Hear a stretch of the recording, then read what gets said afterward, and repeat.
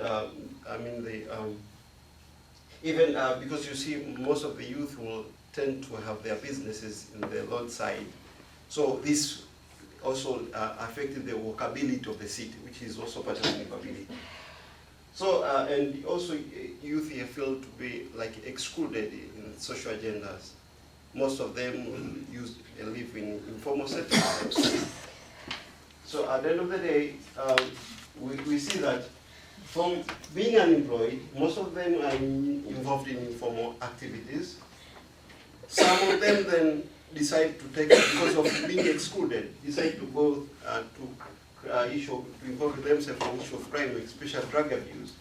They end up to be a threat and danger to the neighborhoods. And back then, they're also back to being excluded. These youth will remain unemployed, so the livability of the youth will remain to be the issue.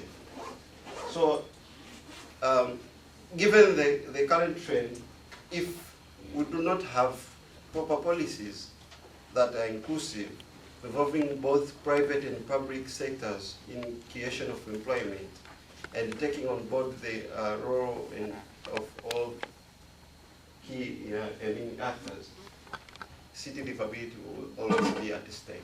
Thank you.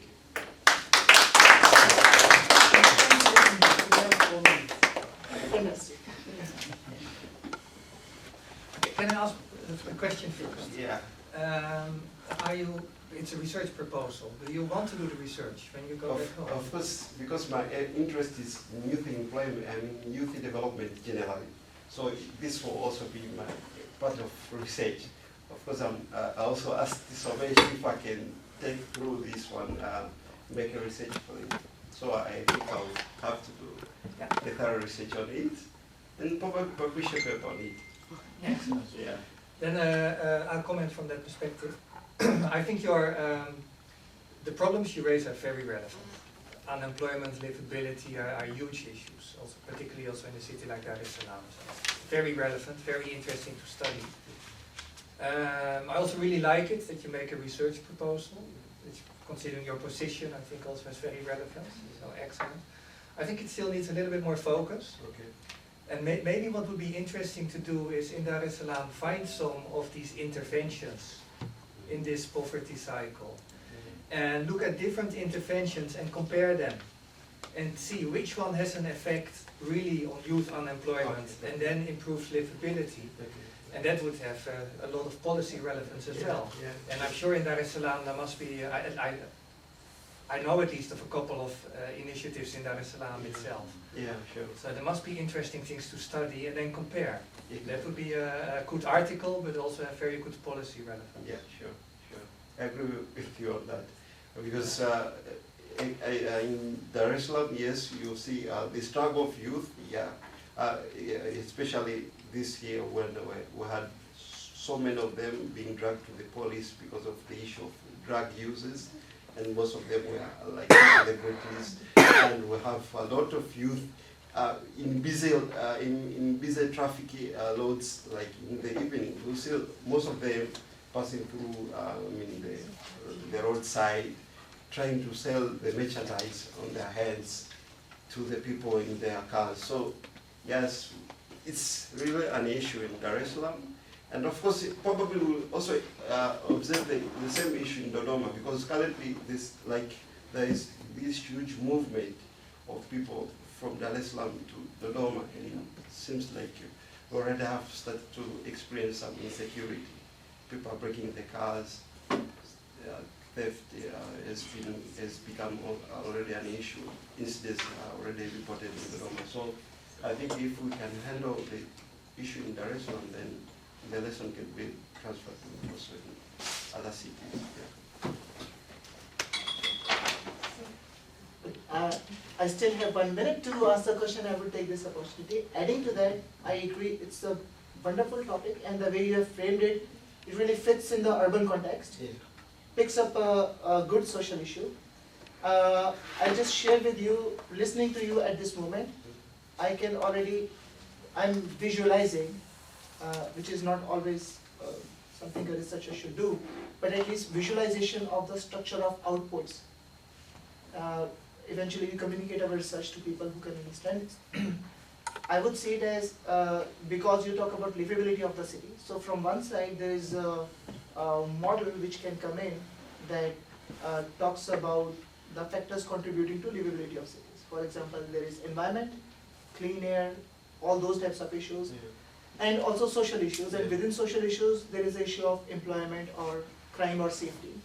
So you can probably, it's more like a suggestion rather than a question, you can probably look into, while you pick up a case as Jan suggested, you can look into forming a structure of your conclusions that unemployed youth are specifically affecting negatively, maybe, these aspects of livability.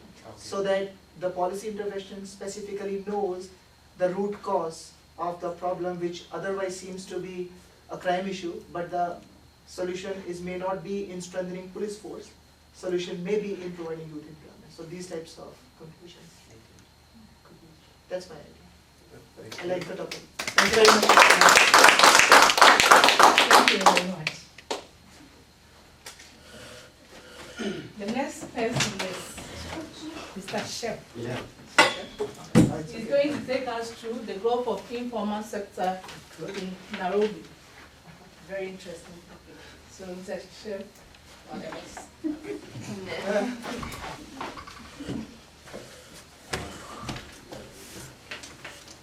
Good morning. Good morning. I'll take you briefly on the research proposal. The topic is the growth of informal sector in Nairobi City, Kenya.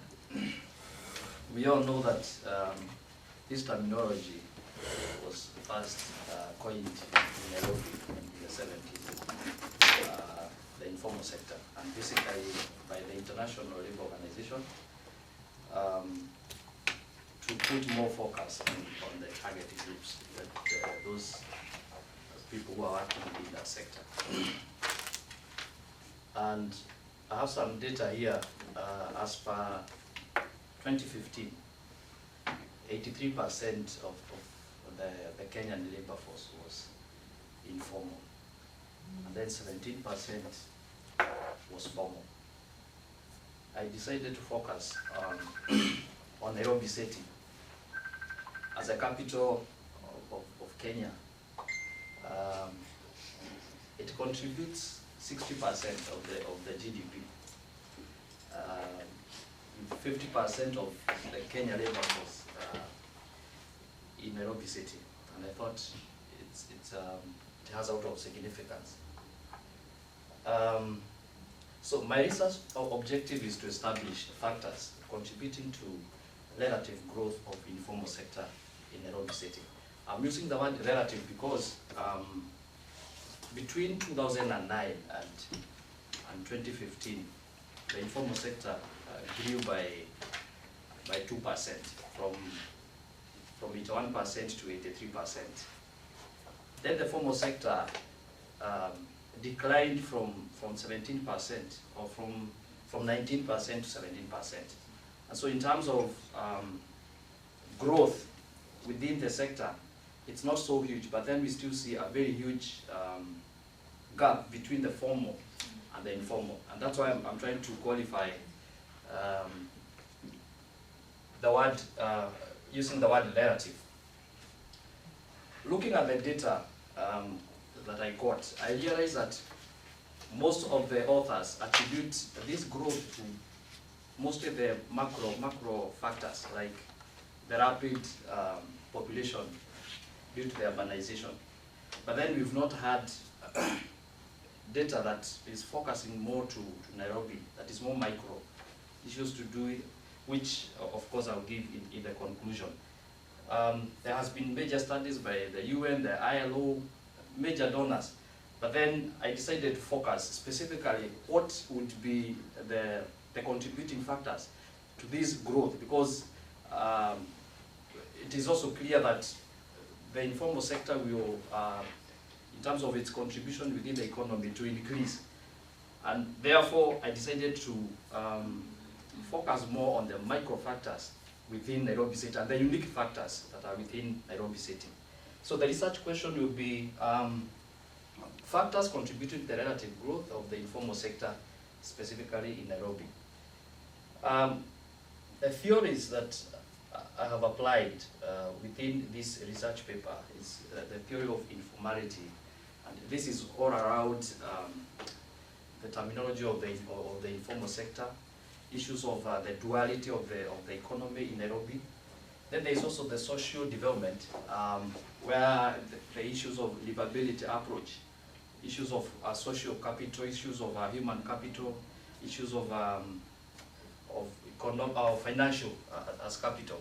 Then the complexity theory has also featured a lot in terms of sometimes what are the driving forces that lead people to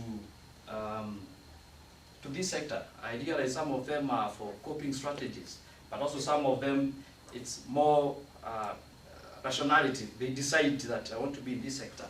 And then the issues of the policy, urban policy, the government has been attempting to come up with a policy to regulate this. Urban economics, and then the agglomeration economics. Some of the factors that I was able to identify is issues of the low capital requirements in this sector, issues of there is out of ease in the entry, then adaptable technologies, the use of indigenous resources, and of course the use of labor. The sector is more labor intensive, and therefore we have so many people employed in this sector, and they rely on this sector for their own livelihood. And of course, I also identify the issue of free choice. Thank you very much.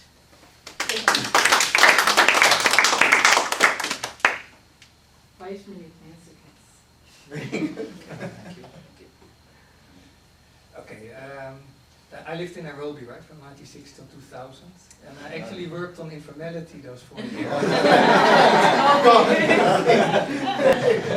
So your topic definitely is of interest to me. And clearly, yes, it's where the whole discussion on informality started in Nairobi, so very interesting.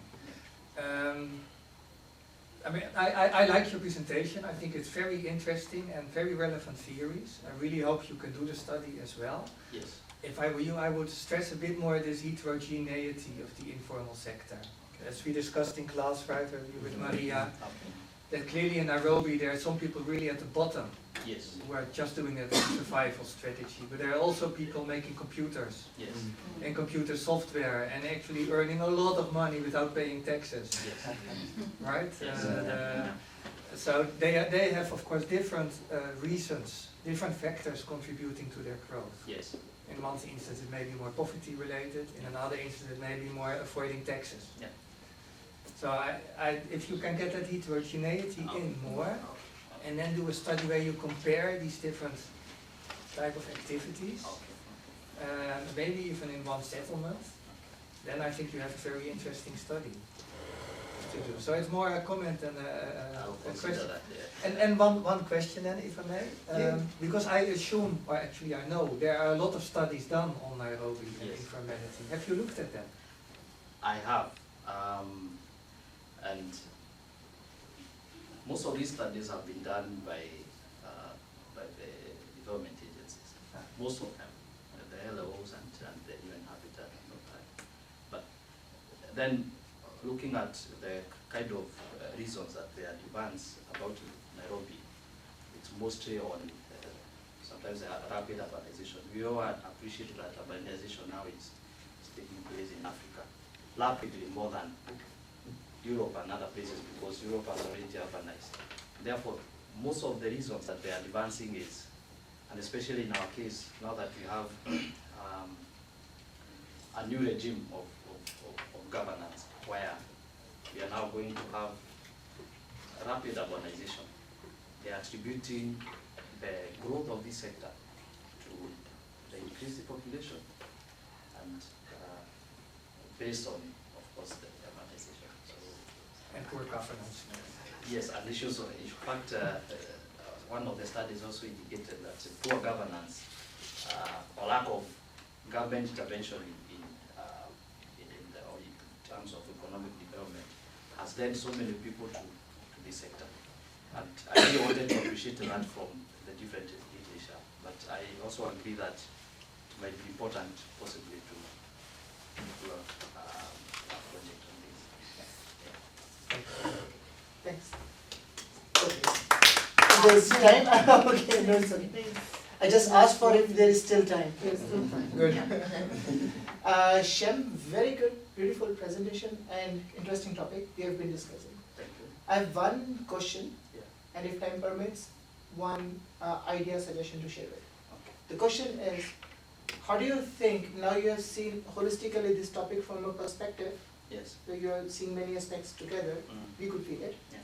How do you think in your work, because it's very relevant in your work, Yes. how are you going to apply this knowledge now? Where would you use it?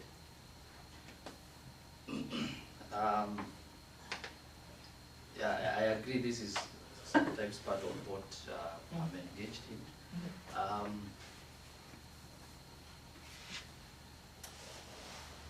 We, as an organization, we work with the local governments on a promotion of especially the informal sector, people within the informal sector, lobbying the government to increase more resources and also to provide an enabling environment through what we call the pro-poor policies.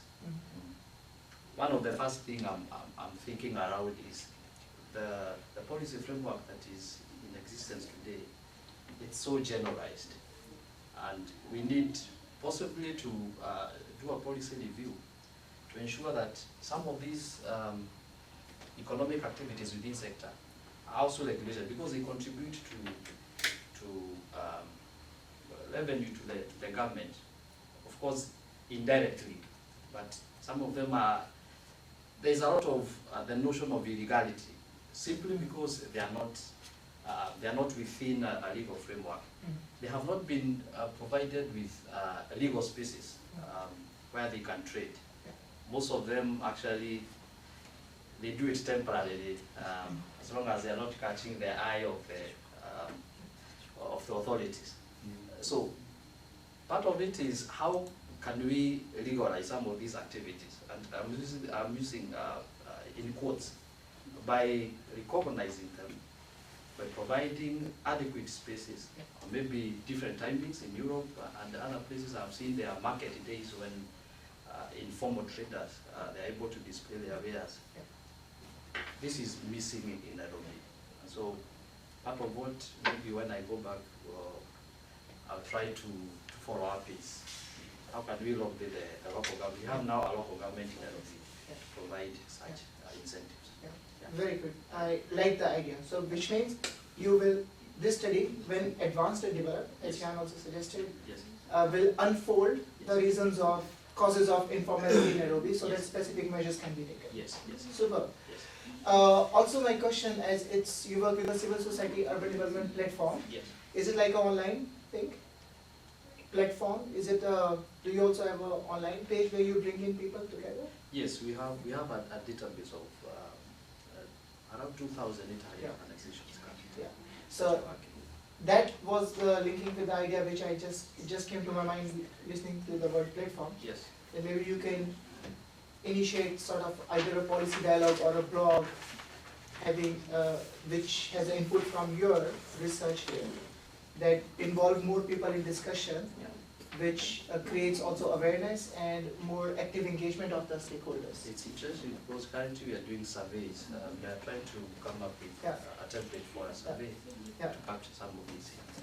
Fantastic. Thank you, Shem. Thank you for your wonderful presentation. So, yes.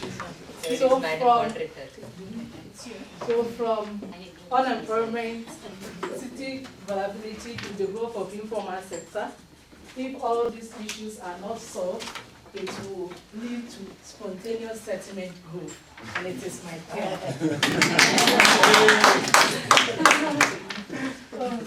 My study is to look at the factors behind the exploratory growth of spontaneous settlement in the Sunyani West District, and it is located in Ghana, near the regional capital of Rotterdam region. And the incidence of development before planning has manifested in the district with poor accessibility, pollution, disorder in land uses, and there has been a pressure on the existing facilities. And all effort by city authorities over the years in the nation as wide, nothing has been done at the Sunyani West District. And the problem of development before planning is escalating. If efforts are not put in place, we will not be able to achieve the sustainable development goal, which is to ensure a resilient, functional cities.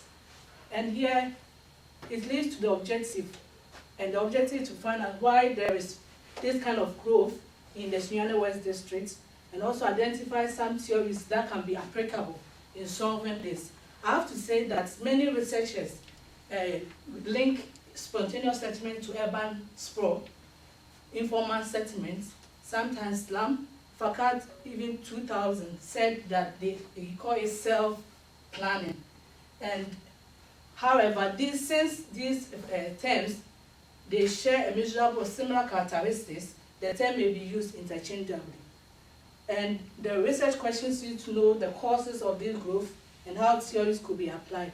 From the literature review, we realized that majority of this growth has been linked to poverty, because people cannot compete, don't have the financial resources to get better housing, better land, and more also, what Harry said, as urbanization increases, spontaneous settlements are inevitable, because as urban areas continue to grow, more people come in agglomeration to compete for better services, whether for sharing, matching, or learning, as stated by Scopper. Then these problems could be also attributed to poor governance. That is how many artists attributed these factors to, because the policies are not reflecting to the social aspect of the people. And what they will say is also not in the interest of the people. And I then say that because governments have failed over the years, because all the land use planning has been rigid, in the sense that it doesn't reflect on the socio-cultural aspects of people. And that's why the same 2005 was saying that we should also try to integrate social aspects in planning. And the theories that could be applied is the complexity, looking at various dynamics of cities and how it could be incorporated. And informality, that one I will link De Soto's idea, where he said that a bureaucracy, then the long administrative procedures and corruptions are the root of informal activities. So what we are proposing, that the way forward is that permitting procedures and land registration should be less, and we are saying that to have sustainability issues, government or more effort should be geared towards adopting environmental friendly practices. And we are saying that strategic planning should blend with institutional planning, whereby the socio-cultural aspect may be integrated. And we are saying that to achieve green city and garden city models, other artists are saying that though our planning should also have a place where people could have a better chance to enjoy the green.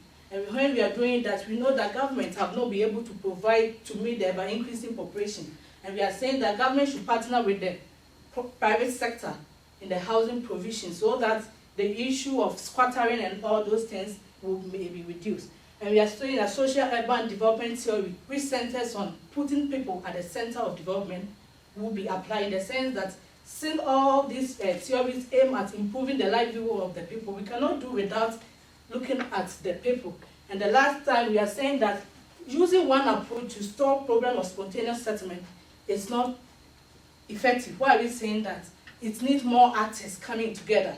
And we are saying that we should adapt creating growth posts, regularizing the eternal security, and integrate the social aspects of planning to ensure a proper land management system. The future is, this is how you have, where we have social housing, more green in our city. Thank you. Who is chairing? We have another 5 minutes. Wonderful. Thank you for your presentation. Very nice. I think Africa is changing so incredibly rapidly, both in economic growth, in urbanization, in all kind of aspects. It's immense. and the capacity to manage that process is so low. Right? There was a recent study of Cities Alliance which says it's like in cities like 28% of the capacity that you need is in place. Now, if I look at what you recommend, it's all related to this network governance, right? Rather complex, everything is related, bringing people together. With limited capacity, how do you think it can be done? With the fact that you have so limited capacity to manage, how can you do that? We will start because we need a start, and now as we are trying to go, over the years we have been using this manual of drawing to check our land uses, but now we are advocating that there should be more technology, so that as GIS applications, and I read for Barcelona, they said they have a database where they can use to check automatic detection of unauthorized structures. So that is where we are advocating now, that we should use more technology. More technology which can, where you can share knowledge, and bring people together as a way of helping. Do you think that would be enough, or that's? No, it will not be enough. As we said, artists will come into play, because even when the existing situation now is not good, even if we want to regularize what is there at the moment, we still need people to come together. All aspects of people coming together. So what we are saying that our land management system is not effective. The enforcement is not there. A lot of black market, people for speculative motive, and there are no rules. And it is a very big challenge for any smooth implementation of land use planning. So we are saying that if government, their policy should come and harmonize all these complicated land use ownership system and the laws, because we were using capacity for long colonial era, and we have it's not reflecting, and there's no political will. That has been the problem. No, I'm just saying that we're here to improve capacity anyway, so we are part of the capacity improvement. Yeah. So it's going back. Yeah, you're right. Good point. Yeah. Yeah, that's why we're here. So that gives ground for my question. Yeah. I want to ask, I really like your beautiful poster, good way of presentation, and the task was to review urban theories and bring it to your work, which you did really well. Compliments. My question is, did any of these theory made you feel like light on, oh, we were not doing it like this, or we didn't understand this? Was there something you realized while you were reviewing all the theories by all the authors? Could you relate it to your practice? Because you are with the land use planning department. Yeah. You know how things are going on there, and now you read some theory. So was there any moment of like, oh, I was thinking about it in a different manner, or I did not think about it? And Yeah, over the years I said, even my office, when we are preparing this land use plan, we don't integrate the people. It was just the central people that we are doing, without going to ground to know what really do they need. So we realized that there have been haphazard development, people putting up containers everywhere, because we have not been able to integrate this informal kind of activities, the dressmakers and those things, and they are finding their own space. So when I realized from the literature review, many of them said their policies are failed because we are not understanding the social cultural aspect of the people, and therefore we have not been integrated these informal structures into the mainstream of planning. So the way forward, that when I go, in as much we are designing plots for better commercial uses, will maybe propose maybe corridors, activity corridor, where these structures, that's not small containers, can be integrated into the mainstream of spatial planning. Excellent. Thank you very much. Right to the Is time. my twin Right sister. into- My twin sister, and she's going to talk about finance. Finance. Your body.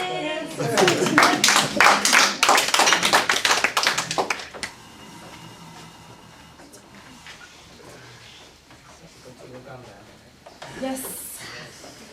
Fly into Entebbe and you're welcome.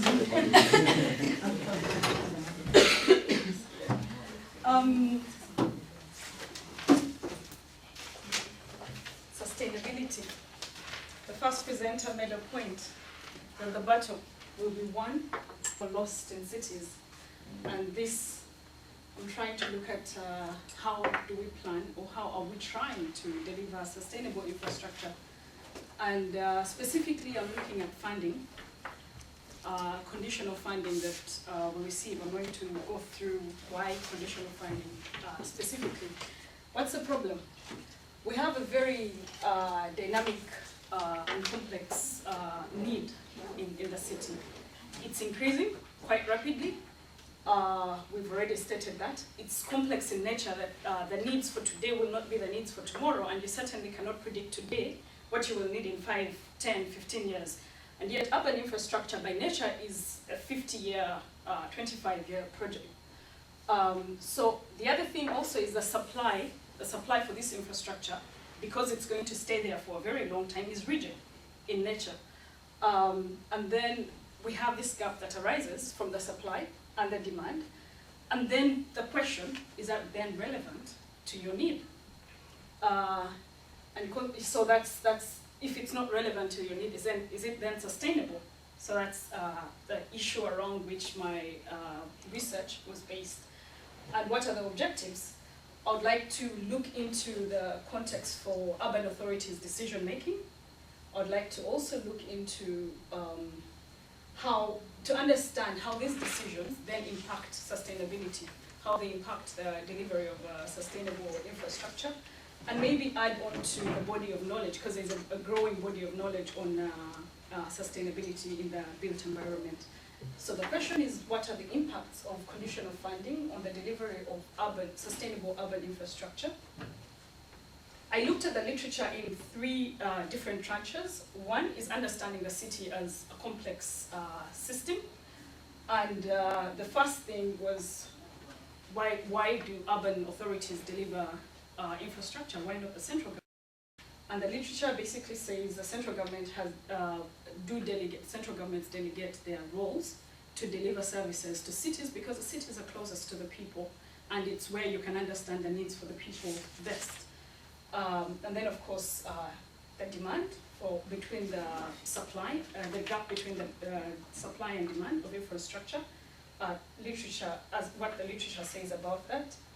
And then the need to understand cities as complex systems, and then understand how you give them what they're looking for in that system.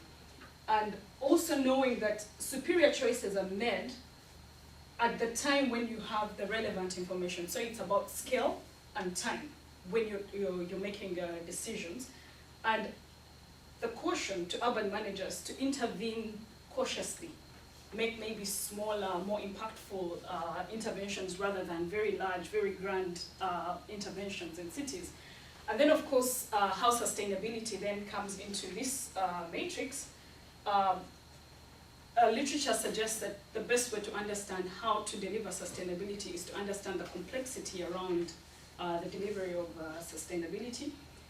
The literature also says that infrastructure is going to be a key to delivering sustainable cities, and that we need to look at more holistic approaches, not simply energy-saving lights and smaller interventions. Those are very easy, but the aggregated impact is not significant enough to say we're moving towards planting a tree here, small things like that. And of course, decision-making should involve all stakeholders, especially minorities, and planning should be used as a tool for innovation and action, not to control. And then, of course, we look at local governments and their funding. We know, or literature tells us, that local governments cannot fund their own, at least in Africa, in the context of my city, Kampala, which is the context for this, cannot fund their infrastructure needs. They don't have enough of a resource base for that. The top-down decision-making, funding supply is fairly rigid. It comes with very strict conditions, time-wise, project-wise, and stuff like that. financing decisions are based on market value of a project rather than the sustainability of a project, then ownership and accountability becomes hard. And then there's the issue of Chinese funding, which says, oh, it's not conditional, but it is conditional. Many times an Exim Bank, their conditions, Chinese companies and Chinese products for that. And then, and of course, Chinese labor. Then it leaves a gap in the human development. So the conclusions that I have is cities willingly or unwillingly give out their right to make decisions to their funders. Then the rigid conditions impede the development of sustainable infrastructure. There is an opportunity there in this conditionality. If it speaks the language of sustainability, there is an opportunity to deliver sustainability even through that. Then we need to look at the issue of Chinese funding quite seriously. And the issue connecting funding options, the conditional options for funding to sustainability has been looked at Africa level, sometimes at national level, but we're delivering at city level. We need to bring it down to that level and really understand what those dynamics are. And the theories have been mentioned as we go through this, and that is my presentation. The way to go is own financing. If we cannot do that, we really need to think of Money, very good. 5 minutes, 56 seconds. Yes. Excellent, very interesting. Well, first of all, also, I'm not sure everybody knows, but you helped us also in making a MOOC, right? A massive online open course on the same topic, so thank you for that. And I heard that you did really well. It's very nice also to have a case on Kampala and Uganda in the MOOC, so that's also wonderful. I like your research. I think it's wonderful. You can of course make it more specific. Conditional funds could still be a lot. I now understand you talk particularly of donor funding. Yes. Right, and it would be very interesting to compare money coming from the French, the Dutch and the Chinese, for instance. There's some or the comparison World Bank on the deck, the OECD platform and the Chinese, but it's, because the paper was a bit, I could not go into the very deep detail on that, but yeah, there's a bit of a comparison of what this one says and what the other one says, and how the two have different sets of conditions that mean different things to us. Now there is of course a huge debate these days on the impact of the Chinese investments in Africa, which I believe 10, 15 years ago was looked at very positively. I think the Chinese were seen as an opportunity for many countries to have an alternative to and everyone rushed. And everyone rushed now for we're them. getting. And now it's a bit more critical attitude. But I think many people still don't really know. So it's very interesting. My to city see, still doesn't know. So very interesting to do that study. Yeah. I think the word sustainability you may want to. It all needs a little bit more focus. Of course, as all papers do, but that makes sense. And particularly also the word sustainability you may want to narrow down. But I like the idea you start with that. It's very difficult to predict impact. It needs good plans, and of course if the city council does not have those plans, how can donors provide the right infrastructure? Then maybe you should not blame the donors, you should blame city council. Well, maybe. But that would be interesting to find out. Yeah. Is it the conditions that cause the problems, or is it poor planning which causes the problem, or is it something? Or can the plan really be a plan? Because sometimes the plan is not quite. Very philosophical. Nice. Okay, so still have I'll use minute. Benedict, very interesting, and I know the background people are coming closely as well. My question is that you are making a strong argument towards think about the conditions when you receive money from a donor, which means implicitly you are going to build up argument for negotiating with the donors, which means trying to soften their conditions. So you are already taking a position on one side, which perhaps donor would not very much like, right? What do you think is the immediate barrier when you start this discussion in your city?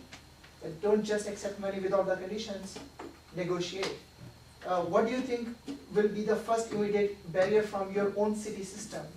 Which type of people would say try to weaken you? I think the first thing is the politics. Yes. Because people Yeah. want to be seen to be doing something, Yeah. whether it's the right thing or the wrong thing, it doesn't matter. I've had these conversations with my executive director, with the directors for Yeah. engineering. I'm like, why are we putting a parking structure when we want to provide for less cars? The Chinese are giving it. I understand they're giving it, but why have you accepted it? Oh, but we want to leave a legacy. And what's your legacy? That parking structure right in the middle of the busiest point. So yeah, I think it's a politics. Whether Yes. you think you're political or you're technical, it still comes down to So begin with them.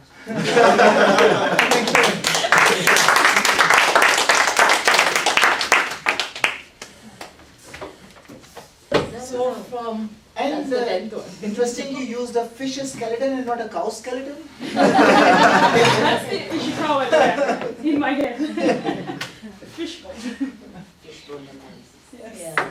So now we are going to talk about challenges of implementation. Right. Wow, I hope you can solve that problem. Let's see what we identify. Good morning to you all.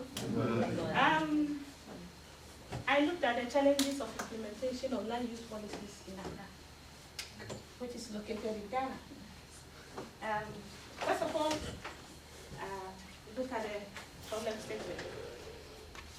What's happening is that in Accra, we experience a lot of challenges when it comes to implementation of land use policies. The good thing is that we used to depend on old policies, which Gifty mentioned, the Cap 84, since colonial period.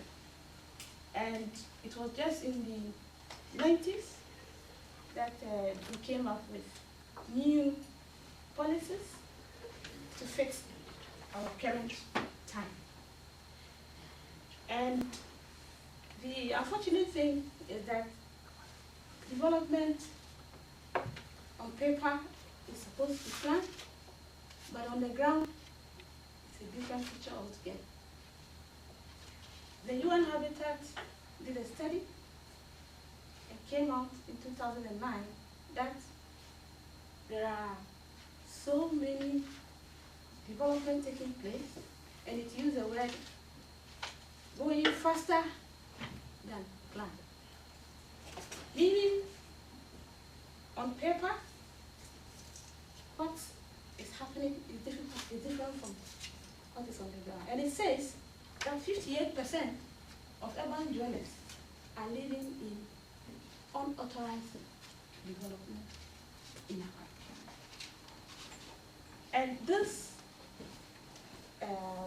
unauthorized development and other things that has come as a result of unplanning has brought about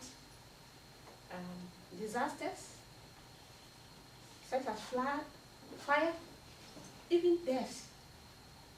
Aside that, we have also experienced tension between landowners and city authorities. And there is even a new phenomenon where we have people we call land guards who terrorize landowners, and there is this issue of multiple, sale of land and other things. So it is a big problem in Accra especially, and so the need for us to look at why our implementation is not going on. So my main objective was, I had two objectives, and I wanted to look at the challenges. What is actually causing a challenge in implementation? Then, from what I studied here, I realized that there will be meaning if urban theories are used. It can affect or strengthen implementation. So, the second objective was to look at how to use theories to strengthen land use implementation.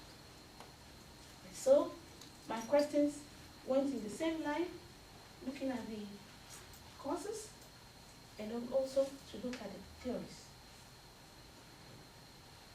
This is actually the map of Accra Central, but because it was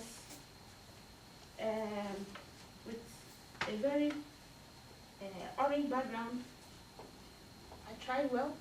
I just wanted you to see how Yes, it's the okay. place looks. Yeah. Okay. In the literature review, I looked at several people who had discussed this issue. And just to say that people have looked at this, but maybe a lot of work is yet to be done in this area. Some attributed this problem because Ghana is using the British law, common law system, in addition to our customary practice. Lands in Ghana are actually not for government. 20% of lands are for the state, and 80% are for communal and individual. And so because of that, it is very difficult for government to control land. And during the review, it was noted that because of this dual system, landowners also have their own way by doing their own things through violation of zoning. And our land institutions, we have different land institutions. We have what we call town and country plan, which is now a physical planning department, the land commission, we have land valuation, we have survey department, and all these we call them the land sector department. They come together to work. So where one does not do its work well, it affects the other. Then, in looking at this, I got to also know that, look, if our land use policies are being formulated, then we take into consideration some of these theories that I studied here. It can go a long way to inform us how to go about the implementation. And also, by the studying of this network governance, it tells us that the actors need to come together. It can also help. That's why in my recommendation, I said an eclectic approach should be used, meaning that all forms of approaches that are best practices should be used so that this canker can end. Thank you very much.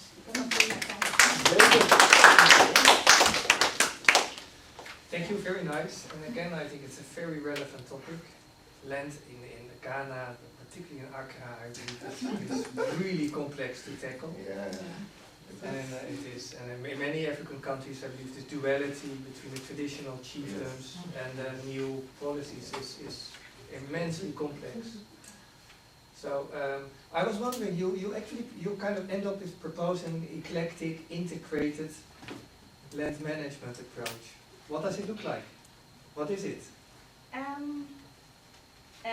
Eclectic approach is a combination of all the theories that will be relevant in the implementation. And I look at it because I realize that in implementing land use policies, it is not only one sector that does it, it is multi-sectoral. And again, the informal sector is very key in it. But in my country, I realize that the informal sector has always been left out when it comes to formal issues.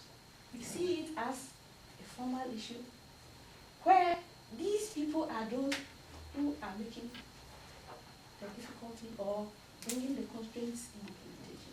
So that's why I recommended that an eclectic approach should be used, meaning that every stakeholder who one day will have. So how could you get the informal sector involved? How does it work? You know, in Ghana, we are practicing a decentralized system of government, which I would say we have gone far. But the issue is that the decentralized departments of which I belong are not properly resourced. We have a system of doing our planning. And usually, at the very lower level, we are supposed to have contact with our stakeholders, who are the people we deal with. And we usually do it, but we don't, the coverage is always small. And so in this issue, it means that when we are having land use, implementing policies like this, we need to create room to have enough interaction and involvement with them. So when there's proper involvement, then at the end of the day, they will learn to understand that, look, this conversation is not for the people at, because sometimes when they are not involved, they see it as, oh, government says, but not that I am part of it. And one last question in your set of time? No. We have 40 seconds. Oh, no. You have 30 seconds. Well, so I can give you a question and let you go thinking about it. My question is linked with this thing, eclectic approach. It's you illustrated very nicely, and it's very relevant. I agree with it. But what I would like you to think, not asking a question, but think, what do you think are the barriers for setting up an eclectic approach in the context of Ghana? Do you see it happening? Do you see it's possible? If not possible, what are the enabling conditions required and what is missing there? Right? So when there's no time, I'll be working and telling you that it is possible. Welcome back from break. We have a special guest in our midst, and he's the person of Mr. I. And he's an architect, one of the government sector in the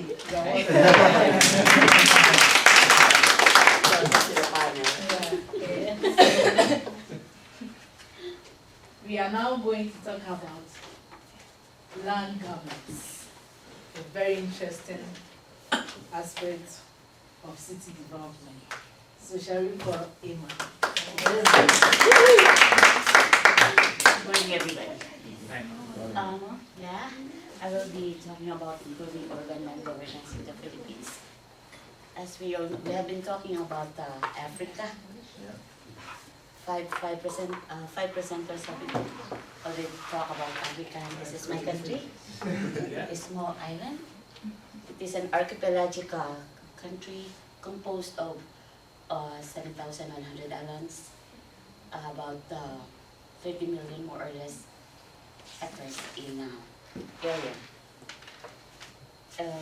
It has a 50% forest lands, 47% unclassified, no, 47% A&D or alienable and disposable lands, and 3% unclassified. I'll just give you a background of the key features of land administration in the Philippines. It is very complicated. It has multiple land administration agencies. There are 4 agencies involved in land titling in the country. Multiple land administration laws, because each agencies have their own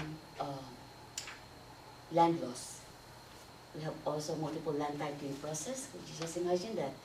Multiple steps for land titling, multiple steps for land transfers, and it didn't included the possible corruption and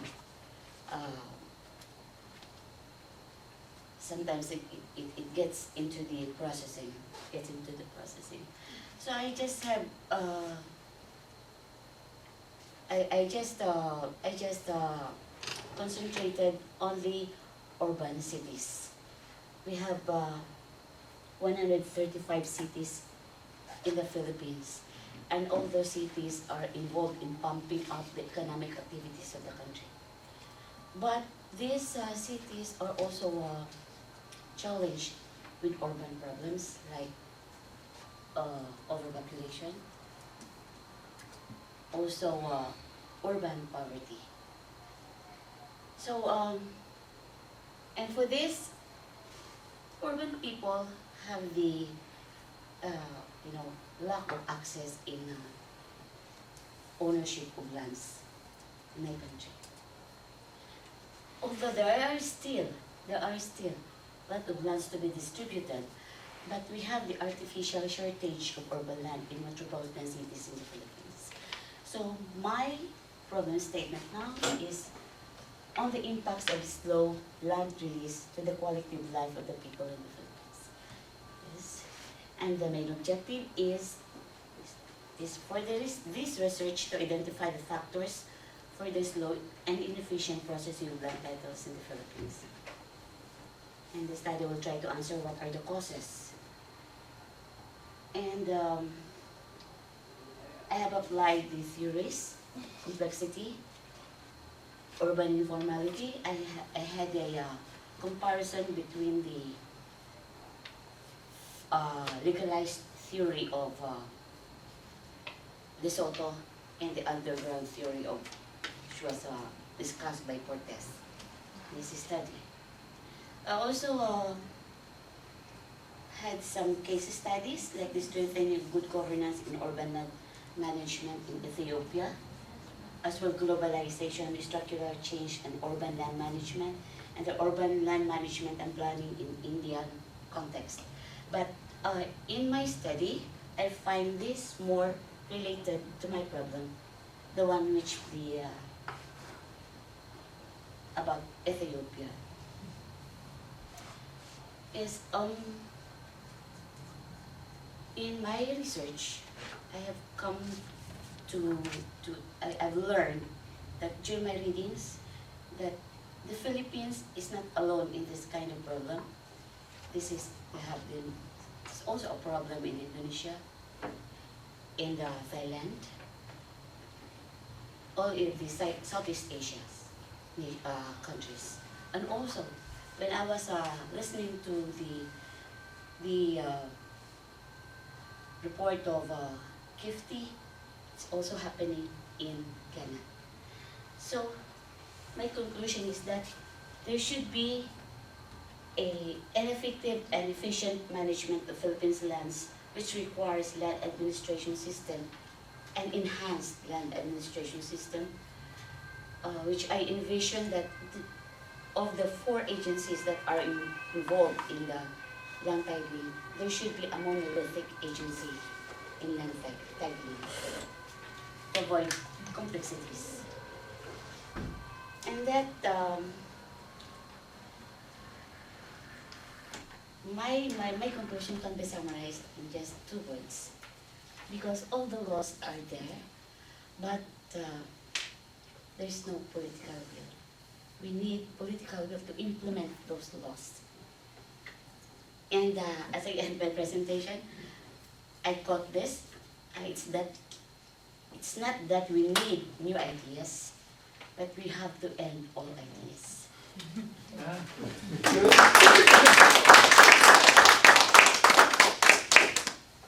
5 minutes, 30 seconds.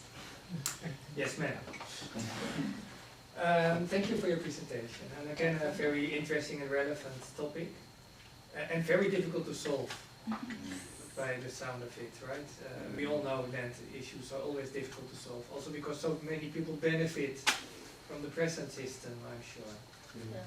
The fact that there are unclarities, if there are many people making lots of money out of the high land prices which are the result.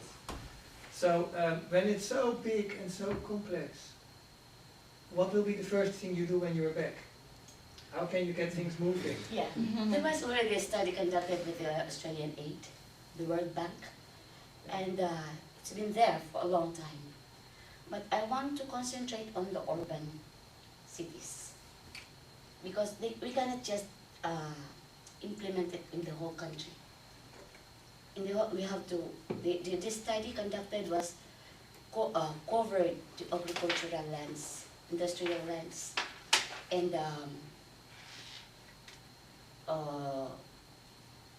commercial lands in the country. So when I come back, I want to take a look at the urban lands. So. Are there maybe any best practices in the Philippines? Any good examples?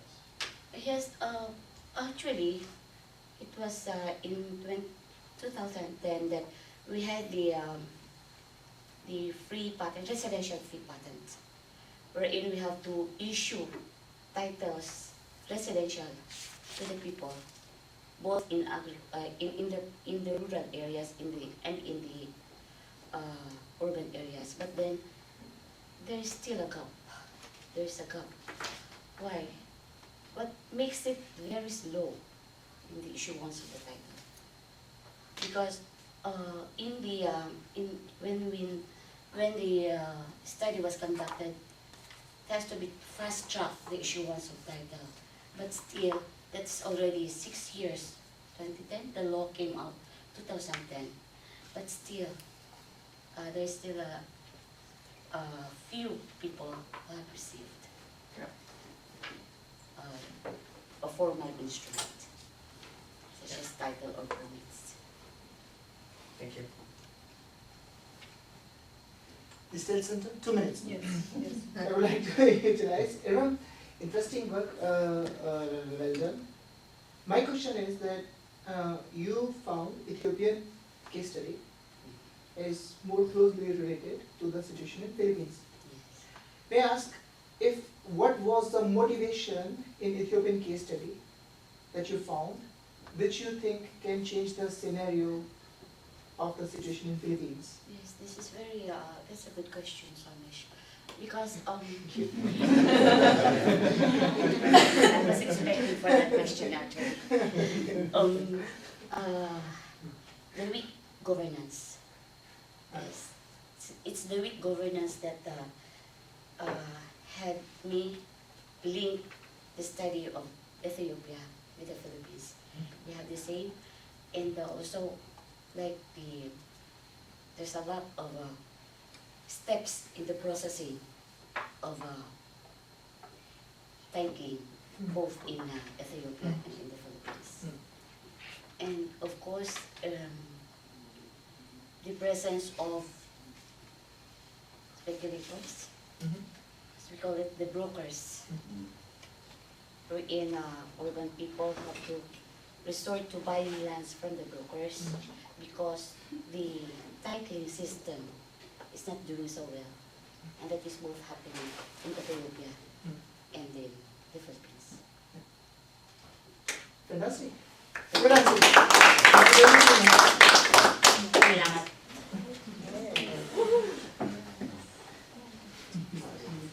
Now from improving land governance, we are going to swim into urban sprawl.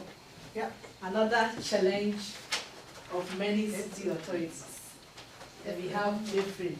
But before that, please make sure you listen to the comments and answer straightly.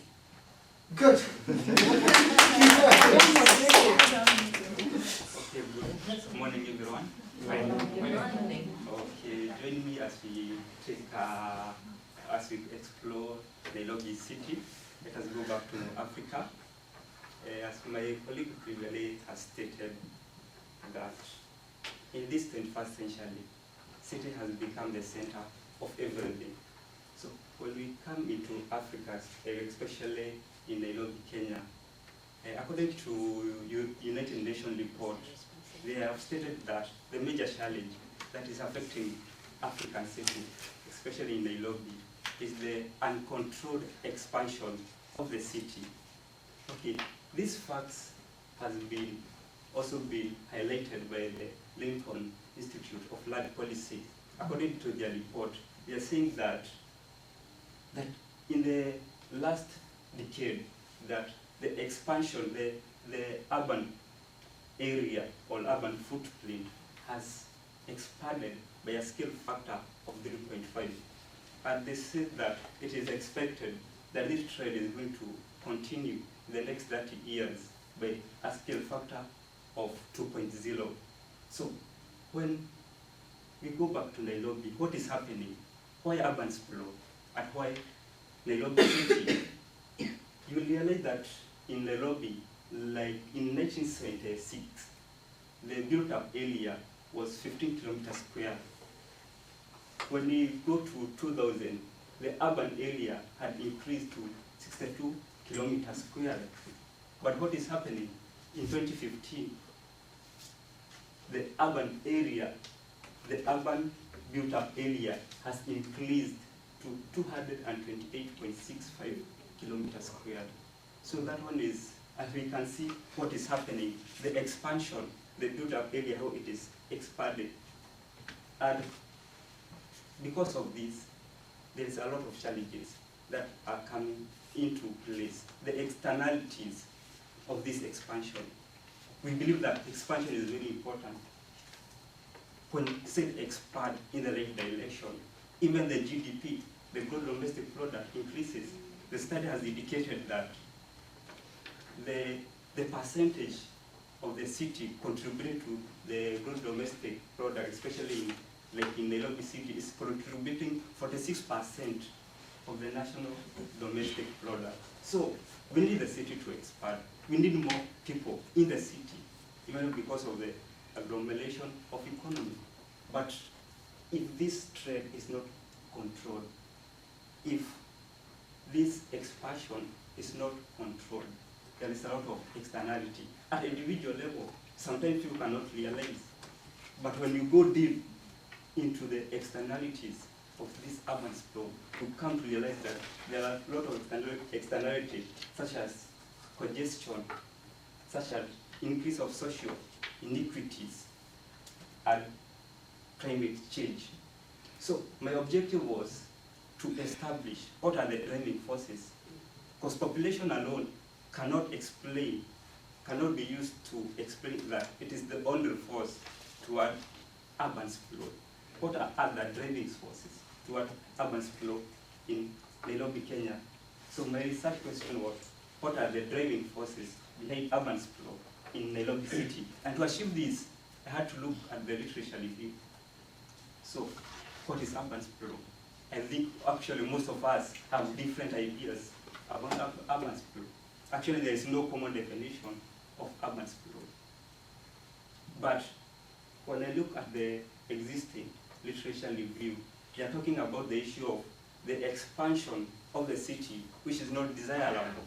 When you look to the European agency, environmental agency, it states that urban sprawl is the expansion of urban area to agricultural lands. So in Nairobi city, as for me, how do I see urban sprawl? From my own perspective, for me, I see urban sprawl as uncontrolled urban expansion. And what is the result of this? Lack of basic facilities in this development, new low density development, leapfrogging urban development. That is what is happening in Nairobi city. So what were some of the theories which I have used in this paper is the theories of the urban economics, the theories of urban geography, the theories of land use nexus, and the agglomeration of economies. All those things are making Nairobi to grow at a high rate. And in conclusion, I have realized that some of the forces can be categorized in 4 categories. We can view it from the economic perspective. A lot of the competitiveness of Nairobi city, more people coming into Nairobi to invest. The issue of land, the cheapness of land in the periphery. As the economic blow, the economic aspect of the people also blow. So we see the people buying more land even into the peripheral areas. And finally, and not the least, the issue of transport. For any economic to grow, we require a lot of investment in infrastructure. But it's very important. But we also need to come up with other strategies which accompany this infrastructure. We just provide infrastructure. At the end of the day, we fail to achieve the purpose of this infrastructure because of the externalities which will come after this infrastructure come into place. And with those few remarks, I rest my case. 6 minutes, 19 seconds. Thank you, and a very well presented paper. You presented your case well. Again, I think it's the $1 million question for everyone. this urban sprawl, which is going so rapidly, and how can you control it, or at least prevent the negative externalities in some way? Which is really tough, of course, because of all the reasons you mentioned. Well, you mentioned actually many reasons, and my classes are not good enough to look at all of them. If you would pick one, which one do you think is the most important one?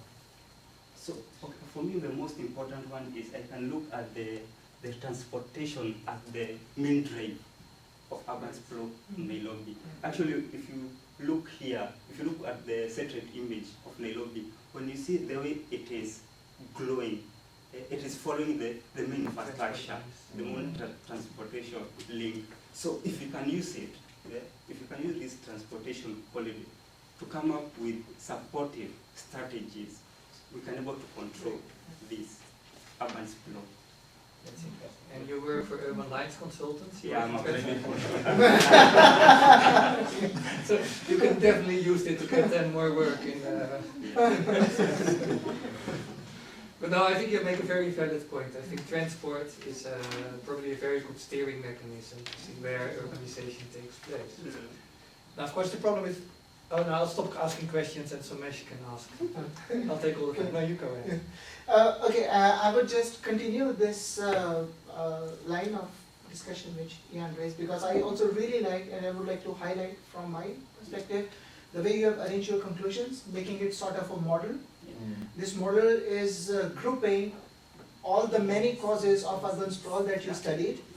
You group them, classified them, is a good conclusion of the paper. Now these causes are also the entry points for the next steps and which is strategies. So I would like, in my opinion, I would like you can think in this direction and develop this further and strengthen it with these studies. That okay, these are the theories. So this is already like a model for handling. I don't say resolving, stopping, whatever. As you have said, it's $1 million question. How to handle urban sprawl in the benefit of Nairobi, and how to control, like where people talk about providing transport infrastructure, you may say that okay, don't provide it if you don't want the sprawl. So that's how I foresee. It's a very good way you have done it. Thank you very much.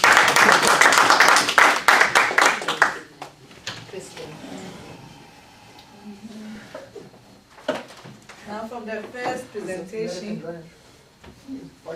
from job creation, informal sector, who talks about the integration of the informal sector, spontaneous, integrating social aspects in planning. Benedict said there should be flexibility in finances, and you want to talk about eclectic approach. And Emma is saying that we should simplify titling.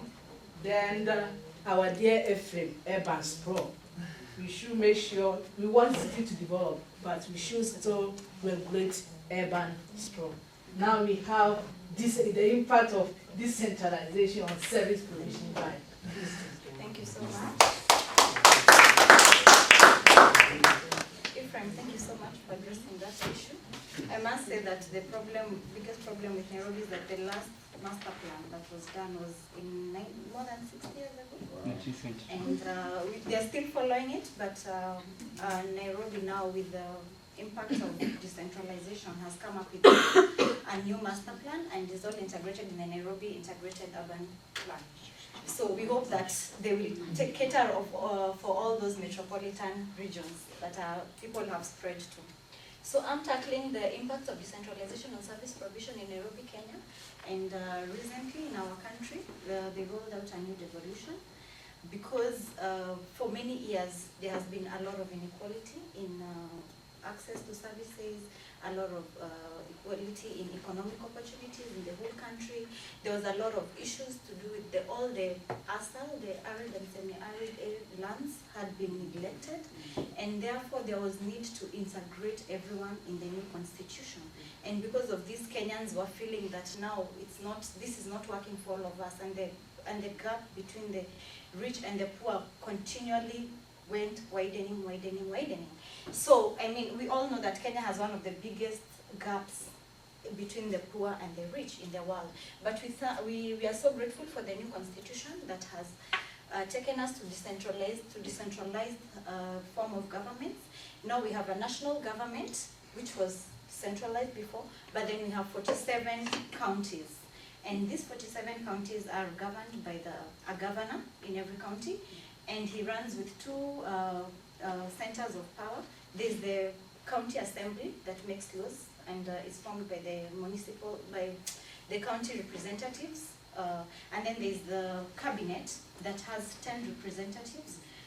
Cabinets who, I mean, they're called executive committees, who now run the different services, roads, urban development, education, health. So that's the form of governance that we have now. And what brought in the issue of decentralization again is because, as I've said, of the lack of the inequalities in economic opportunities and lack of public participation, and of course the government was not very accountable to the problem, to the issues that Kenyans wanted addressed. So now, what are the impacts that this decentralization will bring in Kenya? And in this regard, I just want to look at Nairobi as an example. So my research objective was to establish the impact of decentralization on service provision in Nairobi, and I was addressing the question of, are there any impacts? Well, the new constitution was enacted in 2013. That's when Uhuru Kenyatta started his term, and it has been not very easy. And because of that, constitution allows for the 15% of all funds that are collected by the national government to be taken to the devolved units. Secondly to that, the county governments have been allowed by the constitution to also collect their own revenue and tax us, even though the national government, I mean with other services, we are still being taxed. So this is because they have been given the mandate to provide services at all levels.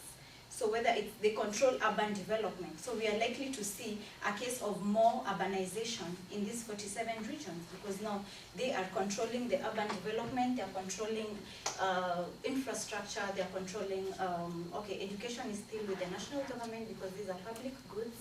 They are controlling agriculture, they are controlling, all the major services that people need.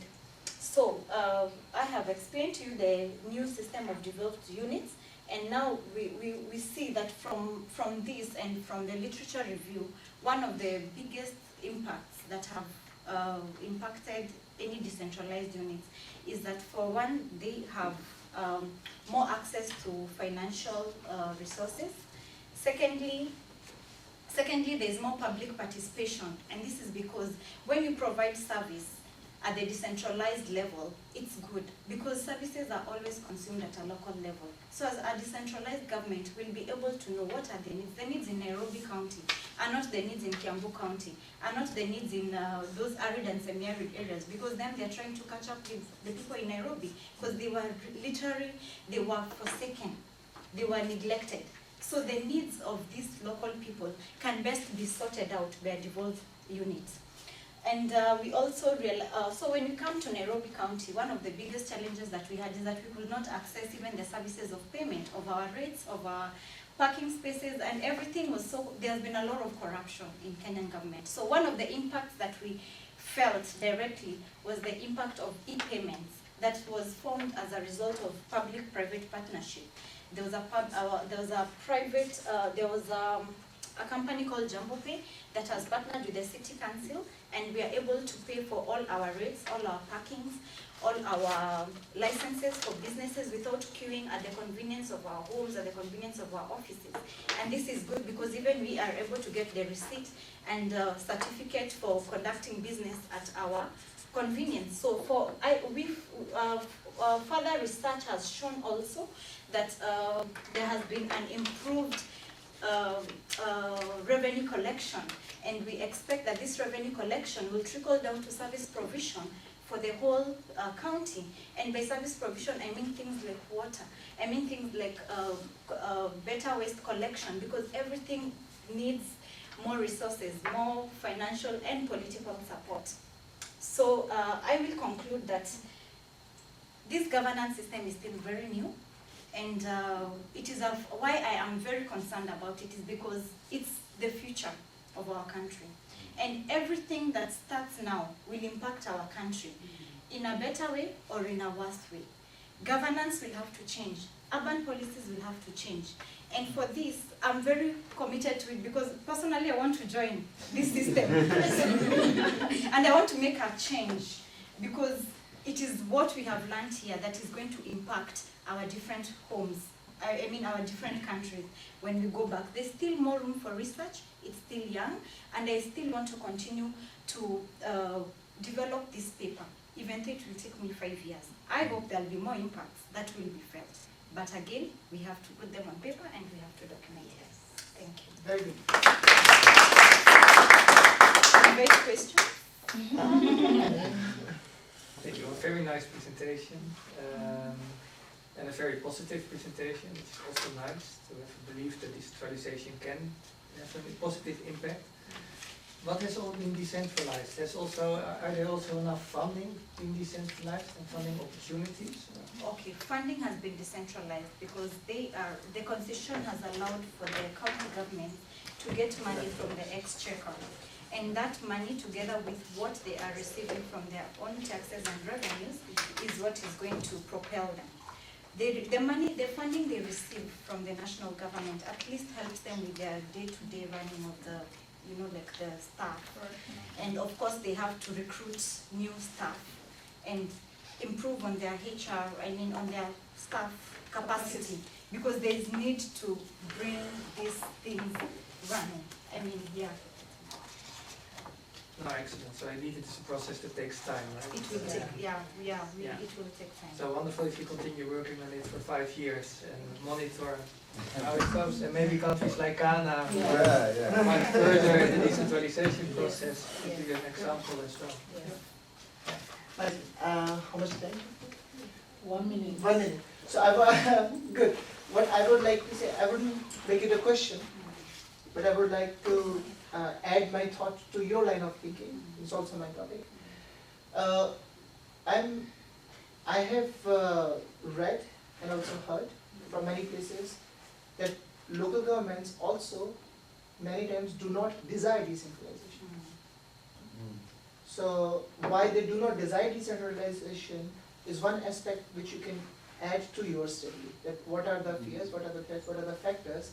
Because in general you would say decentralization is freedom to the local government. The normal tendency is they would like to have it. Some countries you will find many examples from basically South American cities, Paraguay, Colombia. There you would find voices that local government said don't give us so much of flexibility. So if you find out more reasons can add to another aspect to the answer. Okay. Thank you. Good. All right, that's very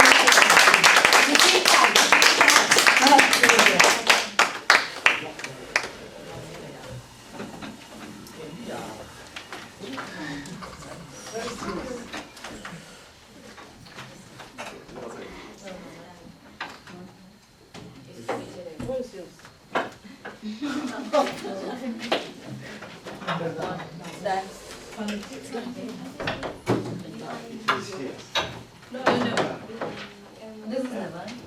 Which one? This one. Wow. Thank you so much for having us. Matching. Yes. Just happened. Madam.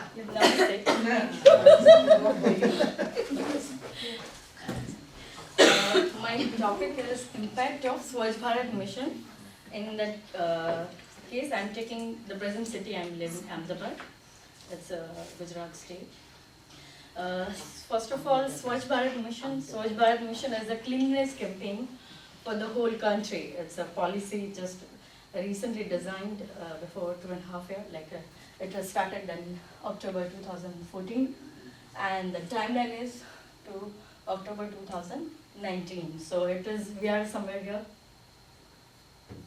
So, so it, I mean, the aim is to clean the whole country, which is very high,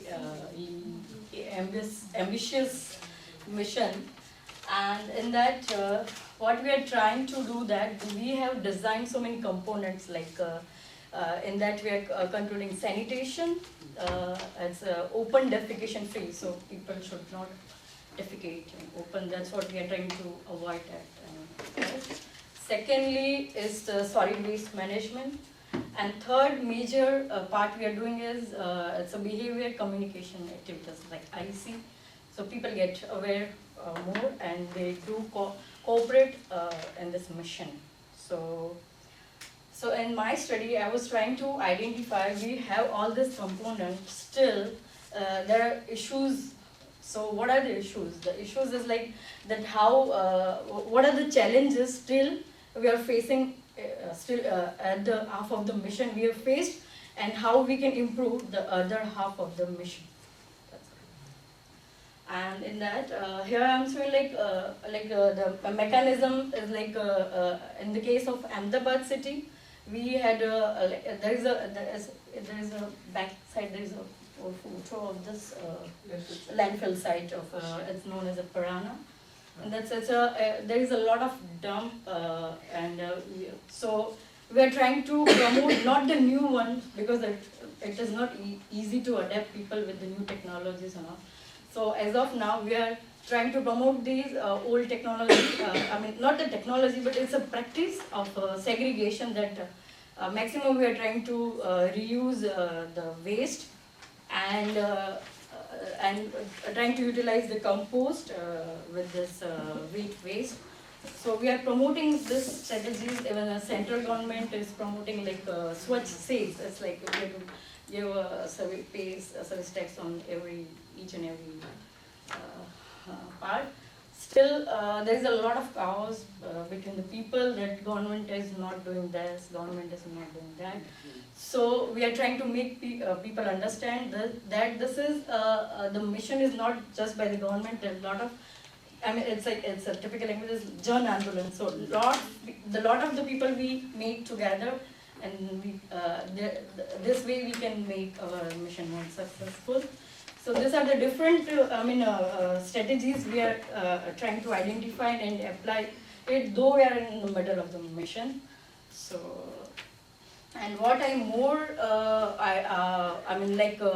identifies, second is like the implementation issues are also there, like we have some mechanism we have developed for that, like toilets to have, the houses doesn't have toilet, we do provide them toilets. But with those toilets are not usable after some time because of drainage network issues. We don't have 100% network in drainage network in the city. So we are, the government is trying to incorporate with that as well. And basically the main impact is like the reuse. Reuse is not much highly appreciated that we should use. That's what government is trying to come up with that we have to reuse the compost. So we produce the less things and we use all those stuff. And that basically all the mission, whatever we are trying to do is to participation. We are trying to get more participation by the people rather than that government do more activities, and just not the activities, but the response by the people is also important. So, Thank you. She has 5 minutes more. oh, Good. Excellent. We can ask questions. And in fact, you raised many questions there, right? What is the impact? yeah. You want to understand the issues, and so you raised many questions. But let's stick to the title. Yeah. What do you feel there so far? What is the impact, and what is the main problem? Problem. Okay. The problem is I mean, like we are in the middle of it. There are so many activities going around it. Like where we try to, I mean, government is trying to change the education system by the educating children to understanding the waste characterization, like the importance of the waste, that how we can cultivate this for the future. So that is one initiative. We are trying to collect the tax from because we are in out of money. Government is out of money, so they want money to implement the projects. And third is like project is not coming out, like the waste management projects. Government is trying to implement different technologies, and from not the local technology, but they try to implement the outside country technologies which are most advanced.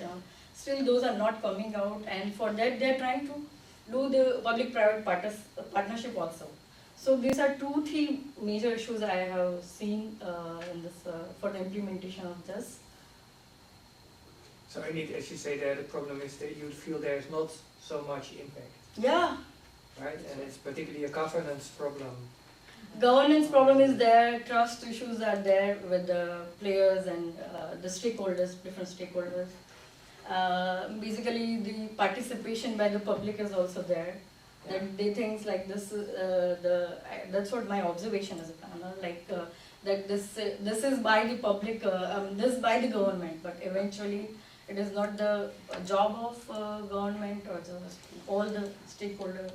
I think it has to be there to make this as a success. Yeah, clear. Thank you. Okay.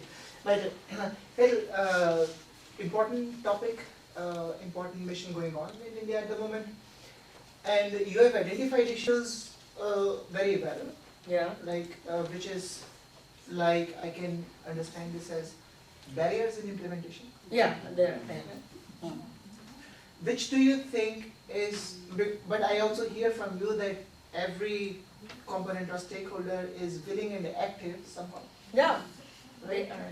Still, you are in this mission, and your feeling is that it's not yielding the results intended.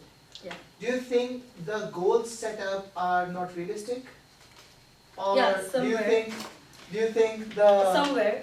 Do you think the energies involved in achieving goals are not synergized? So where is the problem? I will like first of all the goal. Yeah, I am agree with you that it's a very highly ambitious aim is there, because for that there should be some phasing to whenever you want to achieve something, some goal.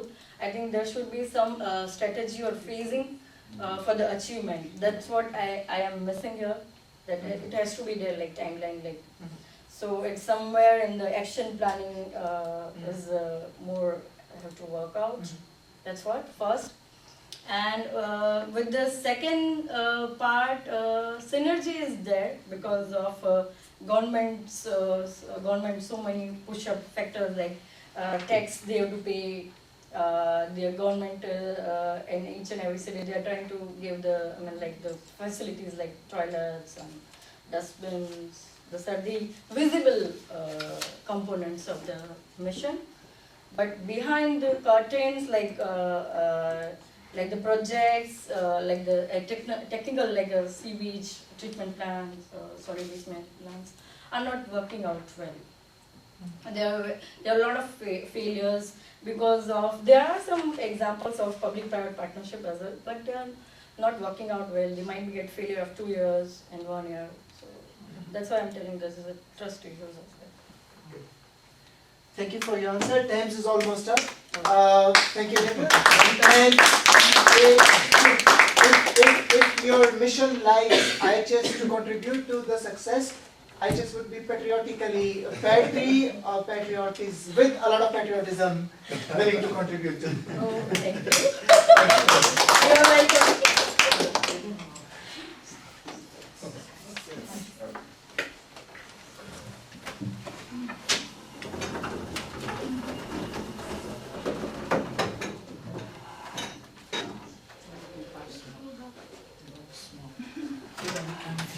Okay, yeah.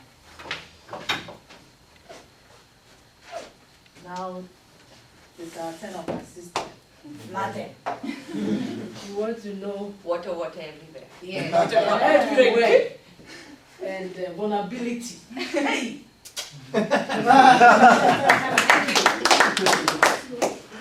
Okay, namaste again. Yes. I will start with the topic of factors leading to vulnerability of Mumbai to flooding. Will not go in much detail about Mumbai itself because it's already on the world map, people know about it, so not going into details of it. Just it's a 438 square kilometer city with almost 12.4 million population. So you could just turn around and look at people around. Yeah, it's been raining all throughout the year right now, but mostly from June to September is when we get the most heavy rains. And every year, you could say, that we have flooding because of all this disastrous monsoon rains. But one such incident was when on 26 July 2005, we had the highest rainfall that was noted at around 944 millimeter, which happened in 24 hours with 4.48 meters high tide, which coincided with it. So there was water everywhere. It had a very huge impact on the city of Mumbai itself. We know it as a financial capital of the country. So you could see that the stock exchange, the National Stock Exchange, the Bombay Stock Exchange, everything was shut down. There was the transport connectivity was lost for almost 2 days. So there are like hundreds and thousands of flights which got cancelled. There is no connectivity. There's no train connectivity. The roads are jammed. People are stranded. The houses are filled with water till almost like 7 meters high, and many people, the cattle, everything was dead. So we had a huge social and economical impact because of this rains. Now, there were things that we started thinking that, okay, we will have some mitigation measures, we will try to improve this so that this does not happen. But again, before I came here, in 2017, there was just 330 millimeter of rainfall, which happened for a very short time. But the impacts of this rain were almost same as what happened back in 2005. So the rains are coming, the water is there. So what is it that is leading Mumbai to have this continued vulnerability was the main question that raised out of this study. When I did the theoretical review, I tried to define certain points like what exactly is an urban flooding. So it is heavy rainfall, overwhelming the drainage capacity. Ketal already gave you an overview of the drainage system that is going on in the country itself, so I'll not go into the details of that too. Then there were various committees that were appointed to look into the mitigation measures and how we could protect Mumbai from more flooding events. They gave certain recommendations based on the flood related, the pollution control, rejuvenation of the river which ran in the city of Mumbai, which is Mithi River, which was the main culprit in the 2005 rains as well. So there were certain recommendations given, they were followed till whatever limit was possible. But then we kept on seeing that the impact was not so strong. So when we did a study, we got to know that the current land use of the city it's more of a concrete jungle. So you have a lot of impervious land, so the water cannot actually seep into. So there's a huge amount of runoff. It's a very densely populated city with 12.4 million. So there is no land for natural holding ponds. So what happens is, if you could see in the map, the blue areas is all the area which is flooded during the rains, and it's a 7-island city which was then reclaimed. So all the reclaimed land is a low-lying land. So all these low-lying lands are flooded when the rains happen. So absence of holding ponds result into a lot of low-lying areas getting flooded over and above every time. Then there is inadequate drainage system, which again makes the city very vulnerable to the urban flooding, because the drainage system that Mumbai currently has been designed when it was under the British rule. So it's not been redesigned.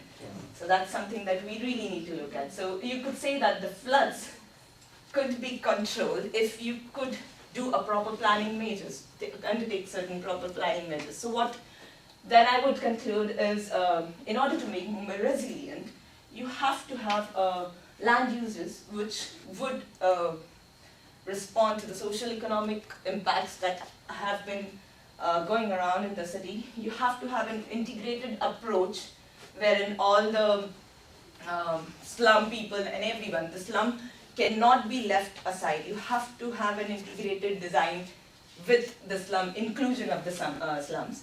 And Mumbai has a lot of planning authorities, so all these planning authorities have to come together and not just raise their hand saying, this is not my job, but work together and say that, okay, we can come up with a disaster management plan and we can distribute our strategies amongst ourselves and probably save Mumbai, because otherwise it's going to die. Thank you. The future scope. High intensity and low, high intensity rainfall and the low duration could then be studied further as to how you could do all the conclusions that I just said. Questions? Thank you, very interesting. And I think I agree with everything you say. It's just that Mumbai is a fascinating city in the sense also that, I mean, it's where the most economic growth takes place. It must be plenty of money around, but somehow the governance system doesn't seem to work. Yeah. And it seems you are not able, or the city is not able to address its planning problems. Yes. And that has been true for as long as I know. Yes. Why? What's the deeper problem here? Like when a city like Singapore can, why can Mumbai not? Coordination between multiple planning authorities. We have a planning authority at all stages. We do the regional plan at one stage, we do the development plan at one stage, we have city plan, like the smaller neighborhood plannings, and all of these do not basically agree to each other at times. So there are a lot of fights that keep on happening amongst themselves. And everyone is sort of, the government keeps changing after every 4 or 5 years. Yeah. So which government is into power would look into how they could develop the city according to their own terms and conditions. So you cannot keep on changing your idea about the city in every 4 or 5 years. You need to have a long-term strategy and then plan in short terms to get it implemented. But that somehow lacks over here. They don't come into, like, we have a sister government agency which is called as the municipal MCJ, and we have MMRDA. So these are two planning authorities which work together in the city of Mumbai itself. So there are many a times incidents when both the agencies would take a step back and say, no, this is not what I'm supposed to do. It's your job, it's your job. So that keeps on happening, and the thing is, nobody knows whose job it is, and the job is not done. So, not very clear answer. Then I would again rather contribute to the line of thinking. If in your paper you have identified that lack of coordination between multiple government agencies responsible for providing adequate flood resilient infrastructure to the city is a cause. What do you think, did you already come across while building up this idea? Well, it's beyond the scope of this paper. Did you come across already some ideas that what are the factors or enabling conditions required for bringing these agencies together? There were studies. What's missing? Yeah. There were studies which suggested, I mean, apart from the research that I'm talking about, which suggested that you come up with one more planning authority which would rather than yes. So it's like you're not solving it. Yeah. So that is something that you need to rethink. You cannot have one more authority to control the two authorities. Something that you have to now. So how will it change? What I think personally is, if you distribute the work amongst yourself, like you know the role of a planning authority very specifically, then you could get into it. Like you know that there is a warning that the flood is going to come. So you have to have an authority which is looking at, you know, the data that it sends the warning. Yeah. Then what happens the next day? you have an authority. Like, there are authorities, you don't make them more now, but you distribute the work and you say that this is your job. Right now, that has not been done. Who will distribute the work? You will, but who is this you? The government, the central government should take up that. Yeah, so given times, this is probably would be my line of thinking. Yes. How will I bring them together and who is this you, if not a That you right now is Modi ji's central government, so Yeah. it has to distribute the work. Okay. Thank you.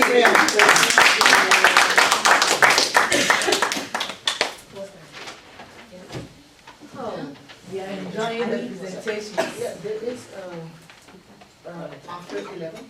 Presentation. We say the announcement was 7 minutes. We will give you another chance for us to comment when all of us have finished. So if you have issue, you put it down. Now we are moving Yes, to Madam Moderator. Must. challenges confronting migrant women in Accra. Women in Accra. And we have Gloria to take us. Good afternoon, everyone. I'm touching on women because they represent the vulnerable group, and then so that's the basic reason why I'm touching on them. They represent the vulnerable group in the society. So my topic is on the challenges confronting migrant women in Accra, my city, and there's been this influx of rural migrants in the city center, and then a large proportion of them are made up of women. And despite efforts by government to, take them off the streets, we still see them. We still see a lot of them on the street. So my research objective is to identify some of the challenges why we still have these migrant women in the city of Accra. So my question is, what challenges confront migrant women? I applied these theories, urban informality theory, urban policy, the concept of urban policy, and then urban social development. With urban informality, I looked at the segmented labor force in the urban economy. And with that, we have a subdivision of the urban economy being informal sector and then the formal sector. And the factors that restrict women from, factors that restrict the labor force from having access to the either the informal sector or the formal sector. And then with the urban social development, I'm looking at some of their coping strategies in trying to survive at this urban economy. So some of the findings I arrived at was that when they come from the rural sectors to the urban economy, they do not have, they have low education, and then also they have limited skills. And even in instances where they have the skills, they don't have the social networks or connections to have access to what was it called? To have access to being gainfully employed in the urban centers. And then also they have low incomes, making them unable to access some basic facilities in the urban centers. This picture depicts some of the conditions. So because they don't have the skills, the requisite skills, they have to go through. They have to go through physical demanding jobs like carrying goods, and then they don't also have access to decent accommodation at the urban centers. So this picture depicts that, and then also some of the clothes they have to. So generally they are restricted because they don't have the skills, and then they lack they have low level of education. So my recommendation is that there should be policies that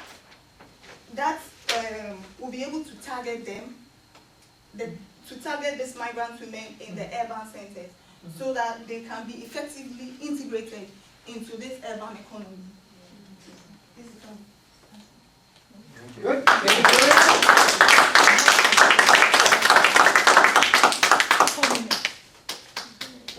4 minutes? No, we have 6. We have 6 minutes. You use She has 3 no problem. minutes. Good. 30. Yes. 6 minutes, excellent. Yes. Very good. I completely agree with you. I think migrant women are among the most vulnerable people in everywhere in the world probably, but particularly when it's out of poverty that they come to a city. So clearly you need policies or ways of helping them and preventing abuse and the children and poverty as well. I wonder, you say you need the development of policies targeted at them.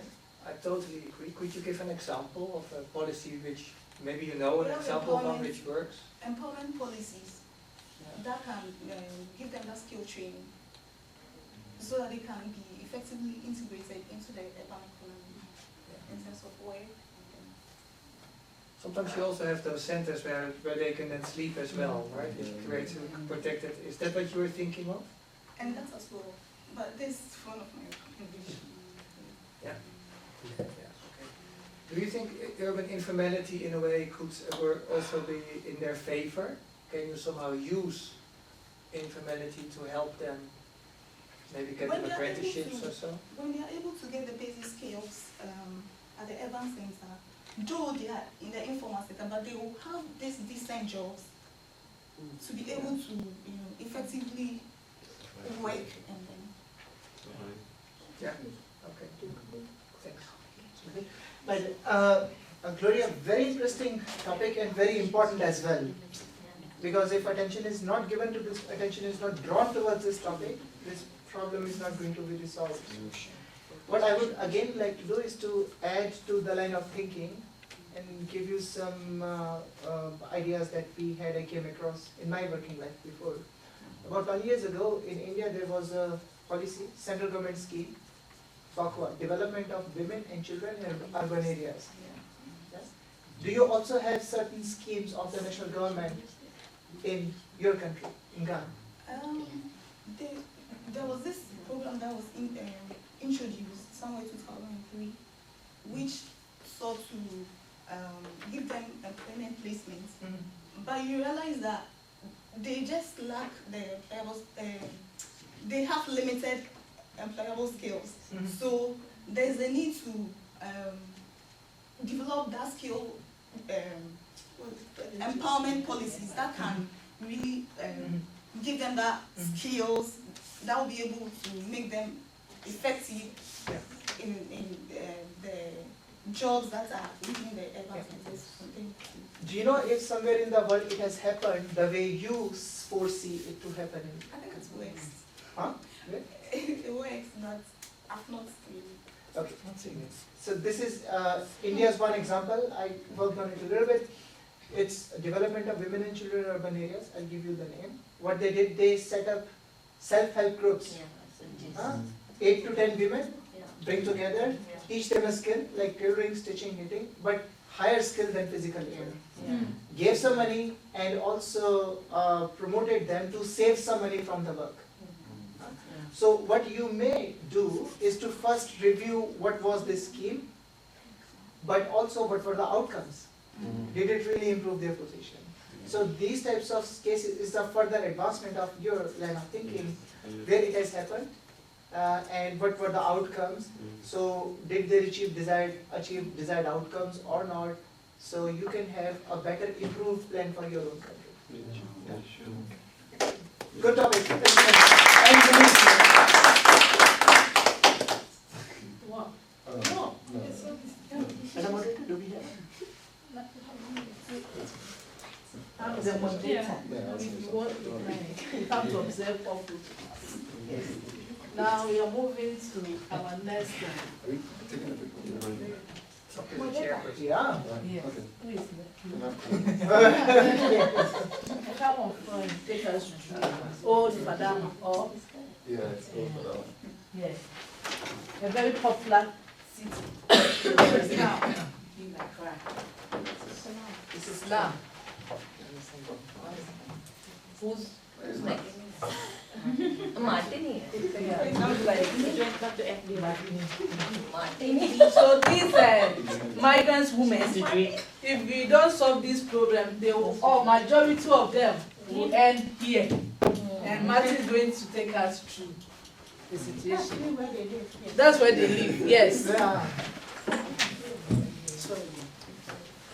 Alright, good afternoon everyone. So I'm talking about the dynamics of slum clearance in Rotterdam. Rotterdam is a community, it's a slum basically. And it's located in Accra, the city center, close to the CBD. It's next to the Odo River and the Koli Lagoon. Now, over the years, this community has grown. And in recent times, there have been a number of floods in the city.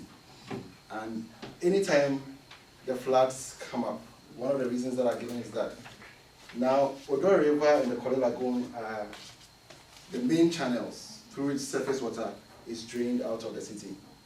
Now these water bodies have sort of been choked through solid waste, and the argument is that a lot of it is generated from Old Fadama. And because of this closeness, once they generate the waste, it just lands in the Odo River and the Koli Lagoon, and then the thing is choked. So when it rains, surface water doesn't have access to get out of the sea, to move into the sea. Now, several governments have come up, and the immediate reaction when there's a flood, or when there is sometimes an outbreak of cholera, because once the floods happen, there's an outbreak of cholera, and all. The immediate reaction is to clear the people who live in this slum. That's the immediate reaction. Now, I'm looking at if that clearance should happen, what is going to be the impact? What is going to be the social and the economic impact on the city as a whole? So my problem statement was that the community's existence has hampered a lot of efforts to dredge the Odo River and the Koli Lagoon to make the drainage possible. Now, the objectives of the study was to analyze the impacts of slum clearance all over the world, and then to bring it into context as to what will happen in Old Fadama if the slum is cleared or if the slum is relocated. Now, the research question was that in the events of a slum clearance, which seems to be the focus of governments, especially governments and the city authorities, it seems to be the focus. They're going to clear the slum or relocate the slum dwellers. Now, if this should happen, what would be the impact on the city? Now, I looked at different case studies, different places where there have been slum relocations and slum clearances and a number of other things. The first example was in Rio de Janeiro. Now, prior to World Cup 2014 and the Olympic Games 2016, city authorities relocated one of the favelas. That was the direct path of the developments for the hosting of the games.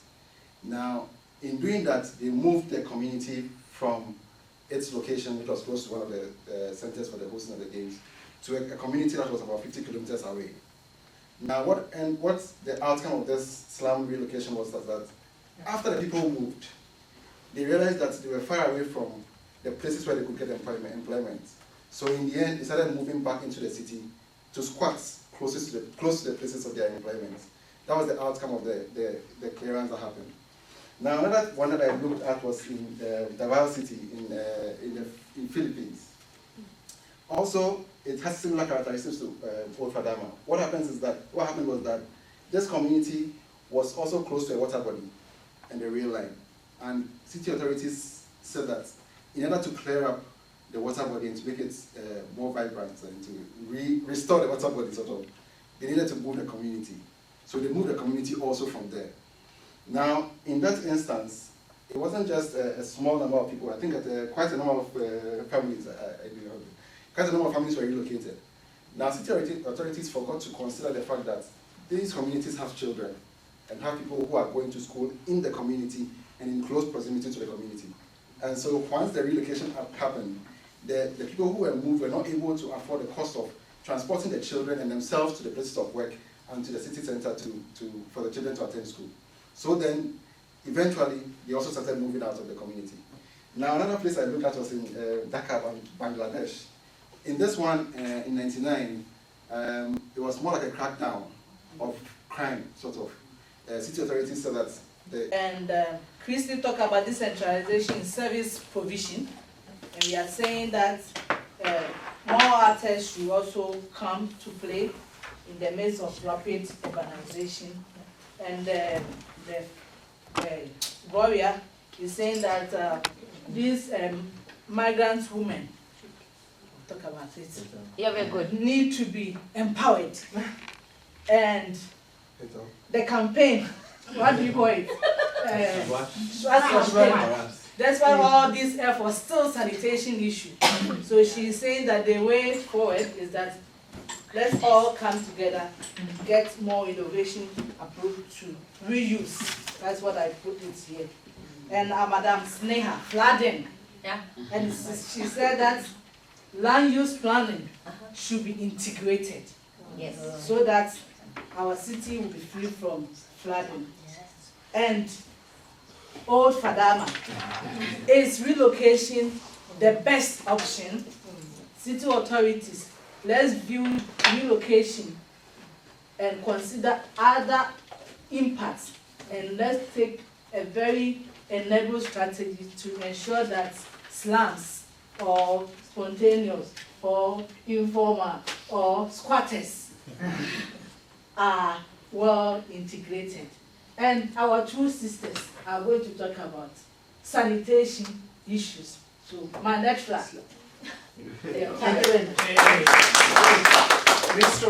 Yes. Good afternoon, Dan and Shonesh and dearest colleagues.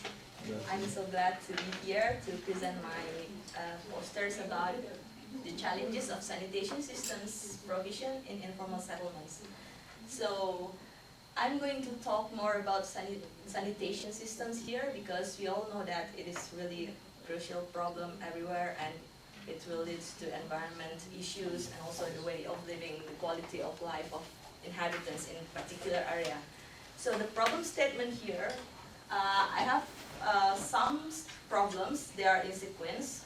First of all, like rapid urbanization is a really global phenomena. It's everywhere, and it will also lead to the informal settlements if there is no adequate management of urbanizations, and also illegal housing will emerge, slums, and then there is also will be a land tenure insecurity problem in the slums, and also there will be some issues for service provisions. And in this paper I will be more focusing in inadequate sanitations, and also it will lead to another problems so on, such as river pollution. So the objective of this study is going to analyzing the challenges of provisions for sanitations in the slums in unauthorized areas, and also the research questions also asking about what kind of challenges that we face in this kind of problems for the system provisions. And I'm going to talk more about the study area here is in Indonesia, in Sumatra. Here is Sumatra. This is south of Sumatra. It's Palembang. The city is Palembang, and with the population as 1.7 million inhabitants and population annual growth around 0.30%. The current conditions in slums is they have inadequate sanitation systems, and it is really lack of like proper sanitations. And the focus area is the high-risk slums along the Nuzi River. So it will be the slums that located really close to the river bodies, and it will also, we are going to see from the environment point of view. So here we start from the informal settlements. We also have a program for slum upgrading. This is for the whole Indonesia, and Palembang is included in this program.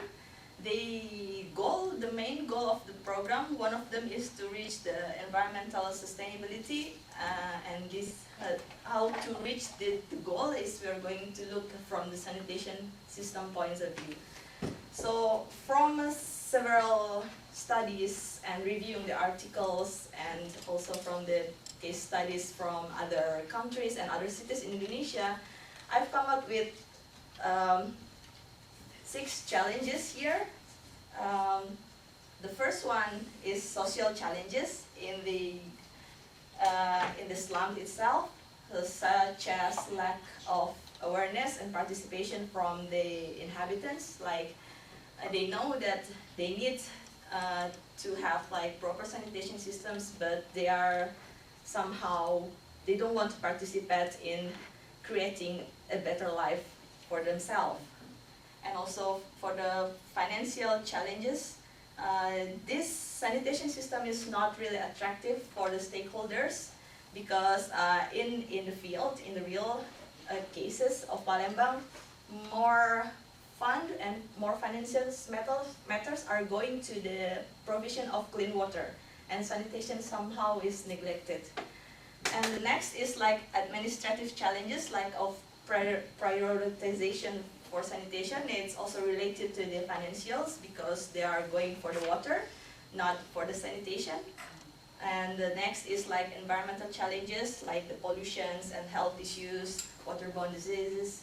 And also there is technical challenges like inappropriate technique that implemented in this area is really not suitable for the place near to the river, for example. And also the legality challenges like land tenure, security, and also because they are informal, they are somehow excluded from the city planning and they are neglected by the government. So the conclusions from the whole study here, I have determined like the provision of sanitation system in the slums get less interest due to the challenges here. So they are somehow neglected and they're not really, the stakeholders not really pay attention to that particular subject. And the recommendations from these conclusions, I have several, such as policy regulation review and also the adjustment of legalizations of properties or land, and the participatory approach for the society, inhabitants living there, to participate, and also strengthen the PPPs, because private partnership is there, but they are not really strong enough to tackle the problem of this. And also innovation here, innovation for the technical challenges, like we need to provide the right technical system in this particular area. And also, the policy, and also we have to like put together all the actors and the stakeholders in how to tackle the problems in these settlements. Thank you. Thank you.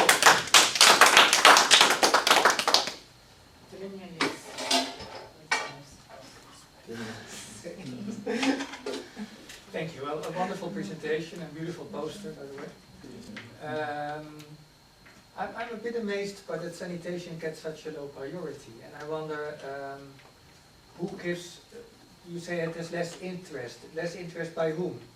Because I would imagine particularly women in informal settlement would give it a very high interest. So who is giving it a low interest?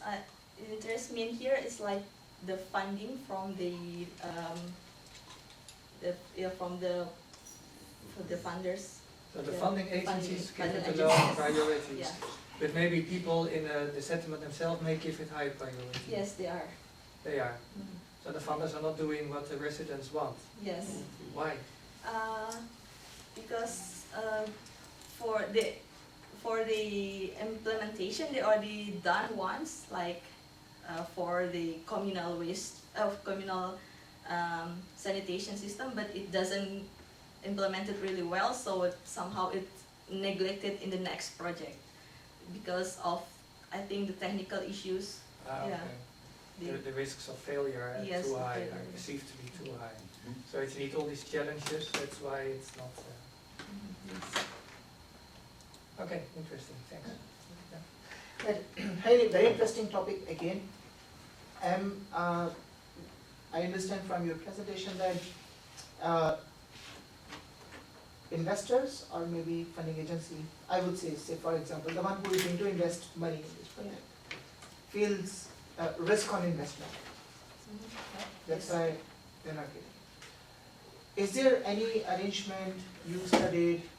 Did you come across any other place or any clues that how this situation was managed, how it was improved? What is the solution? Whether to leave it like that, or to make an arrangement for covering risk, or how would you resolve it then? Oh, there are some articles talking about that. For example, they always mention like reviewing policies and adjustments of the laws and regulations, something like that, and also like approaching the donor agency to put their money on the particular project by like campaigning, or also giving the review how it will be if the sanitation system is increased. So it's like trying to take their interest by giving proposals or the campaign of awareness. Yeah. So finish 1 minute. Okay. I'm just trying to sharpen my question. This is a good conclusion that you found, that it lacks investment because the investor feels risk on investment. Yeah. So, and you also read that there are ways by writing proposals trying to convince the investor. Yes. So what you may try to look into to further advance the study, what are they adding, how are they showing the case to the investor, or is there an arrangement there which is being discussed or proposed that how to minimize the risk? Is there a security? Is there, what are they proposing to cover the risk of the investor so that you encourage the investment? So one of the things which I heard from you is to sensitize the investor, show them the importance of this issue. Yeah. But the investor would still say, no, I have risk on investment. So maybe what you can look into further is how to give confidence to the investor. So that the risk is covered, or shared. Yeah. I mean, this is for the further, not for the scope, but the conclusion is good. Yeah, nice. Yeah, that's a good one. Okay, thank you very much for it. Okay, since we are done with the presentation, one good news. We are not done. No. Yeah. With this one. Good news is the insufficient this thing happened towards the end of Martin's presentation. All right. No. Yes. Yeah, Sophie. Good afternoon. Good afternoon. That's from Sharon for everybody.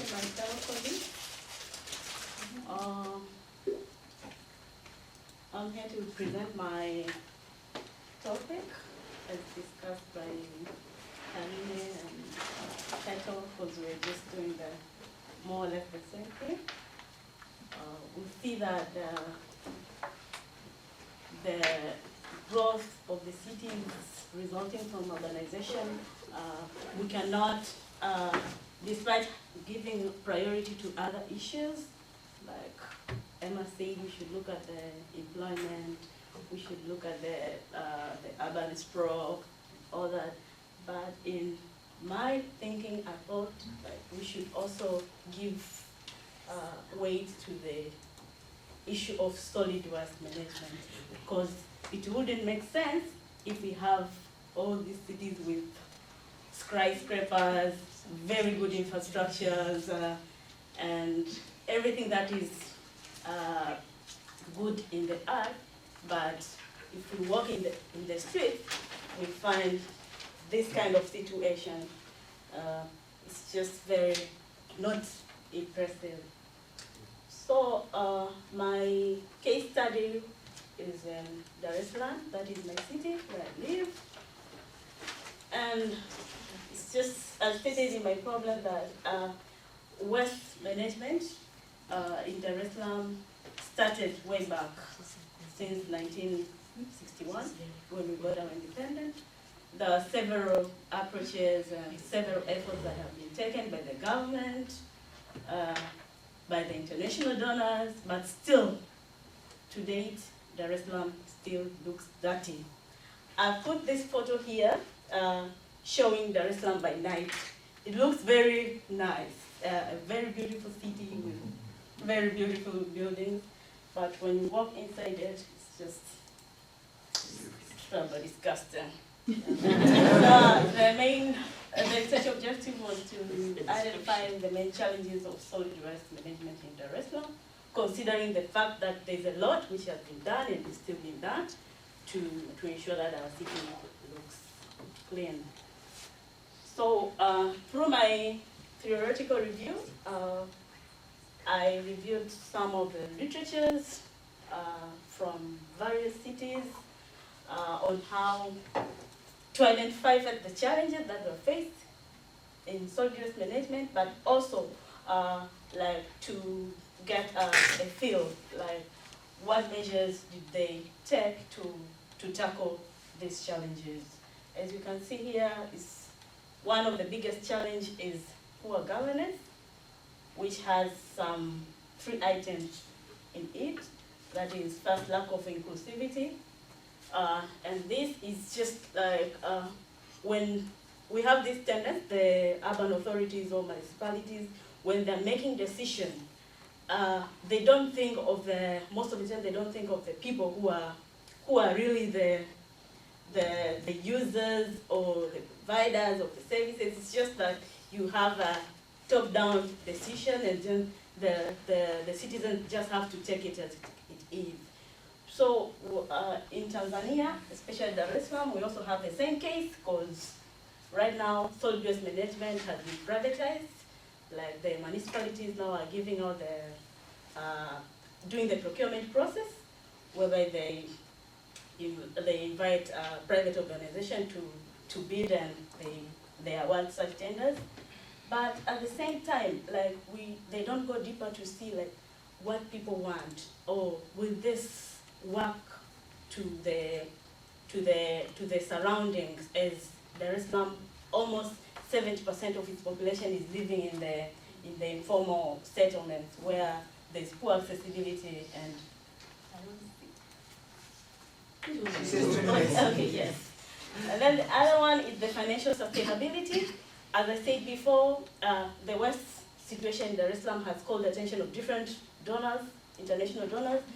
But I've just found out that even if you're given that financial aid, it's more to it. Even if that we have we are given assistance of the technology, there is more that should be done to ensure that we get rid of the waste. And it all comes out to the lack of inclusivity. You just like the citizens just have to accept what comes their way. And then there is an issue of lack of strong institutional framework. Like this is lack of the political will of the people who are in power. Like they're giving it less attention. Like they're concerned more about other issues, and they don't notice like solid waste is quite something that needs to be addressed. And then we have the other things like the lack of adequate skills and capacity to ensure what we have in place is properly managed, and we have the evaluation of it to see how successful we are or how unsuccessful we are, so that we can learn from the failures. Yeah. The other one that they all go back to what I've said before. It's just we have the limited waste coverage and inadequate equipment, poor waste disposal means. Like since we now don't have the proper solid waste management, people now resort to their own ways of disposing waste. If you have the contractor who is supposed to provide the services and he doesn't or she doesn't appear the whole month, and people are generating waste daily, now how do they handle such kind of a situation? Now end up of people resulting to disposing waste in a proper manner and leading to environmental pollution, and at the end we have cholera outbreak, we have our water bodies being Ebola, but we don't have Ebola. So my recommendation, one is to adapt sustainable programs for management of solid waste. that is to have an integrated solid waste management program, wherein all stakeholders are incorporated, like they get to be heard what they want and to ensure that everything works out well. And then we should just get rid of this. We should just adapt the network governance. It's in contrary to the rational decision making, whereas municipalities just make decisions from up and and the most important is working on the feedback from the stakeholders. Like if you have a contractor, because I've just realized that municipalities, once they contract out the services, like the privatization thing, it's just they don't carry out the periodical evaluation and performance of those service providers. In my company, we had this contractor who was underperforming. We wrote a letter to the municipality, but to my surprise, the next year after the expiration of the contract, the same contractor was given the award, and then now I've just noticed the problem is that we don't work, the municipalities don't work on the feedback. That's it. Thank you. Thank you very much. Thank you. How many minutes? 2 minutes. Are you the moderator? 2 minutes? Yeah? Okay. Thank you. I like your presentation. I also No, I didn't hire you. Mr. Chair, ladies. I also like your conclusion to move towards network governance, more as a way of solid waste management is very often seen as a technical operation, right, instead of a network governance issue. Some 100 years ago, I worked in Dar es Salaam in slum upgrading. Yeah, a bit longer actually. In Hana Nasif. Yes. Okay. And we along others, we set up a community-based waste collection system at the time.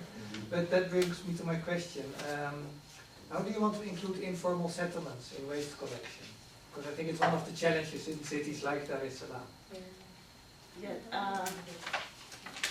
Actually, the solid waste problem is more pronounced in the informal settlement because of the poor accessibility to the areas. Because you may find out that the vehicles that are collecting the garbage cannot have access to the areas, and they are currently the community-based organization.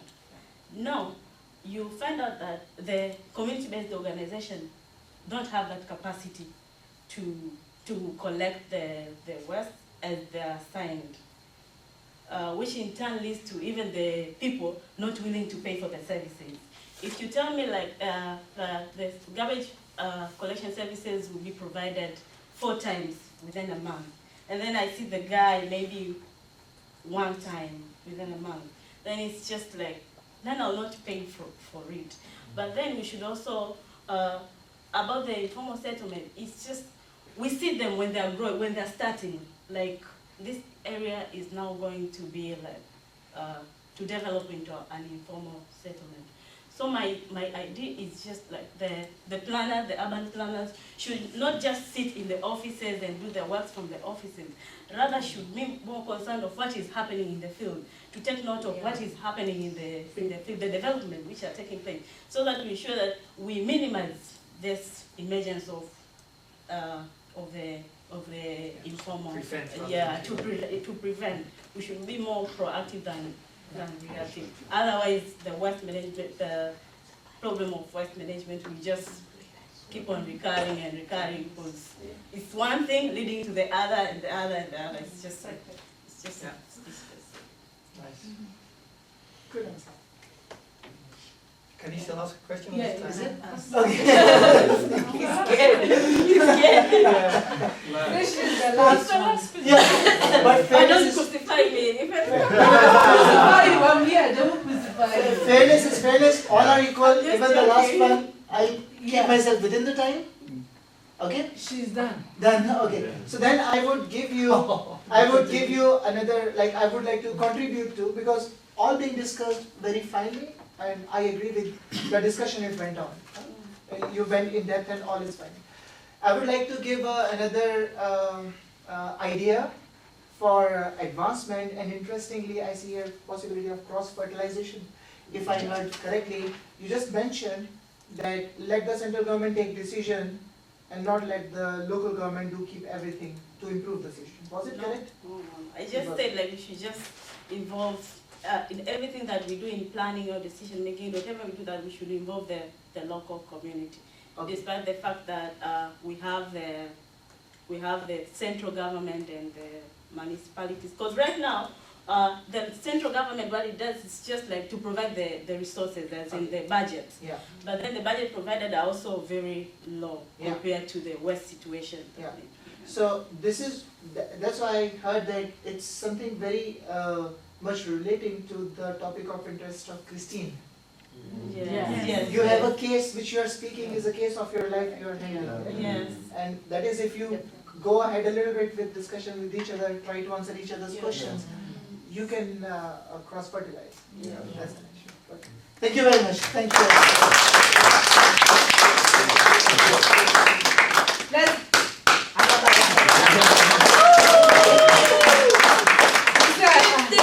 I just told you that before we close here, you know that all the issues that we have discussed are interrelated. And it means that we need more networking to get it solved.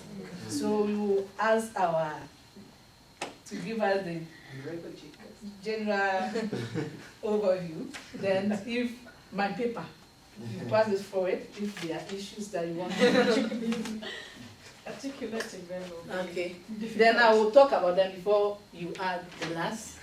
I don't know if you will be able to. Yeah. Maybe you can say it. So these are the questions which audience would like to know from Jan's opinion, right? Is it?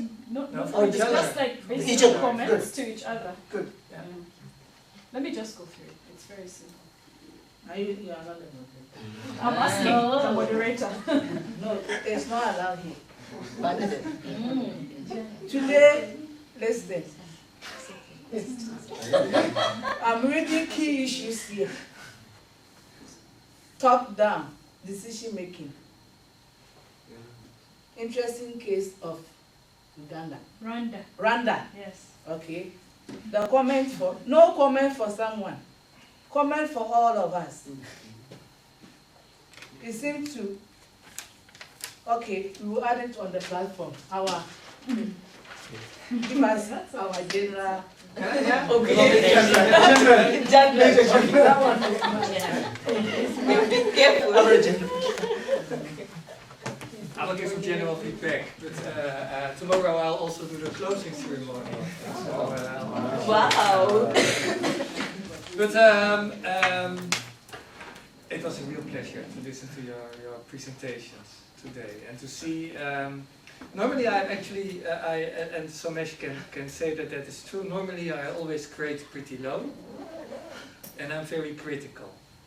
Right? So if I have an average grade of a 7, it tends to be an excellent group.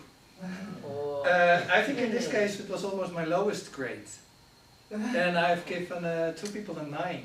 Which was very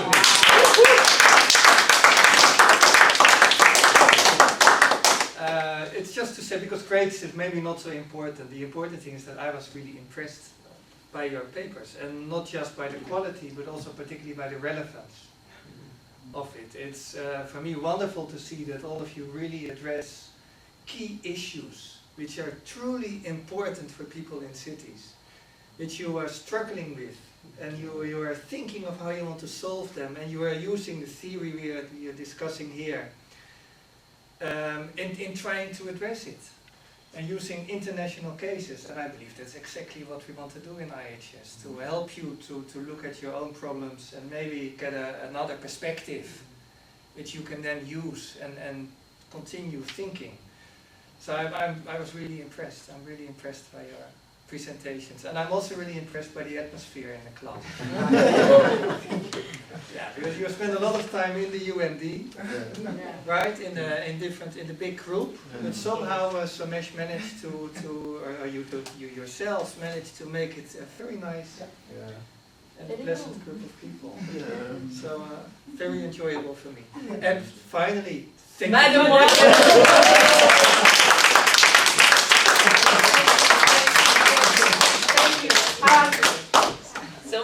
I want to give my guess Yes. a small time, just observation. Since she's from an outsider. So let's see how we appear to a guest. We'll see all of us together for the first time. Please. Thank you so much for giving me time to speak.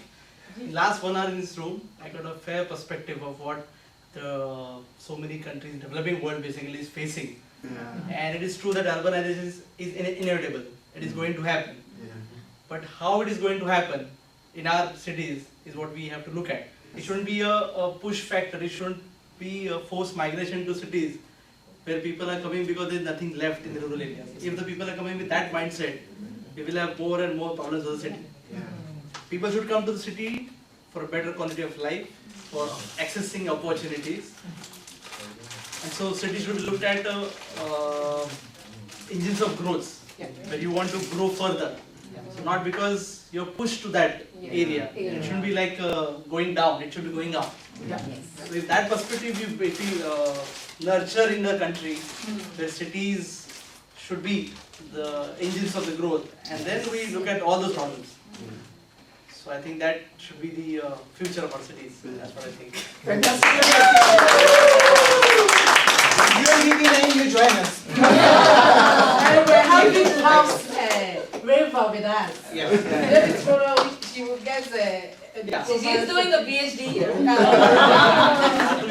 So let's give it to our course coordinator. Yes, please. Yeah. And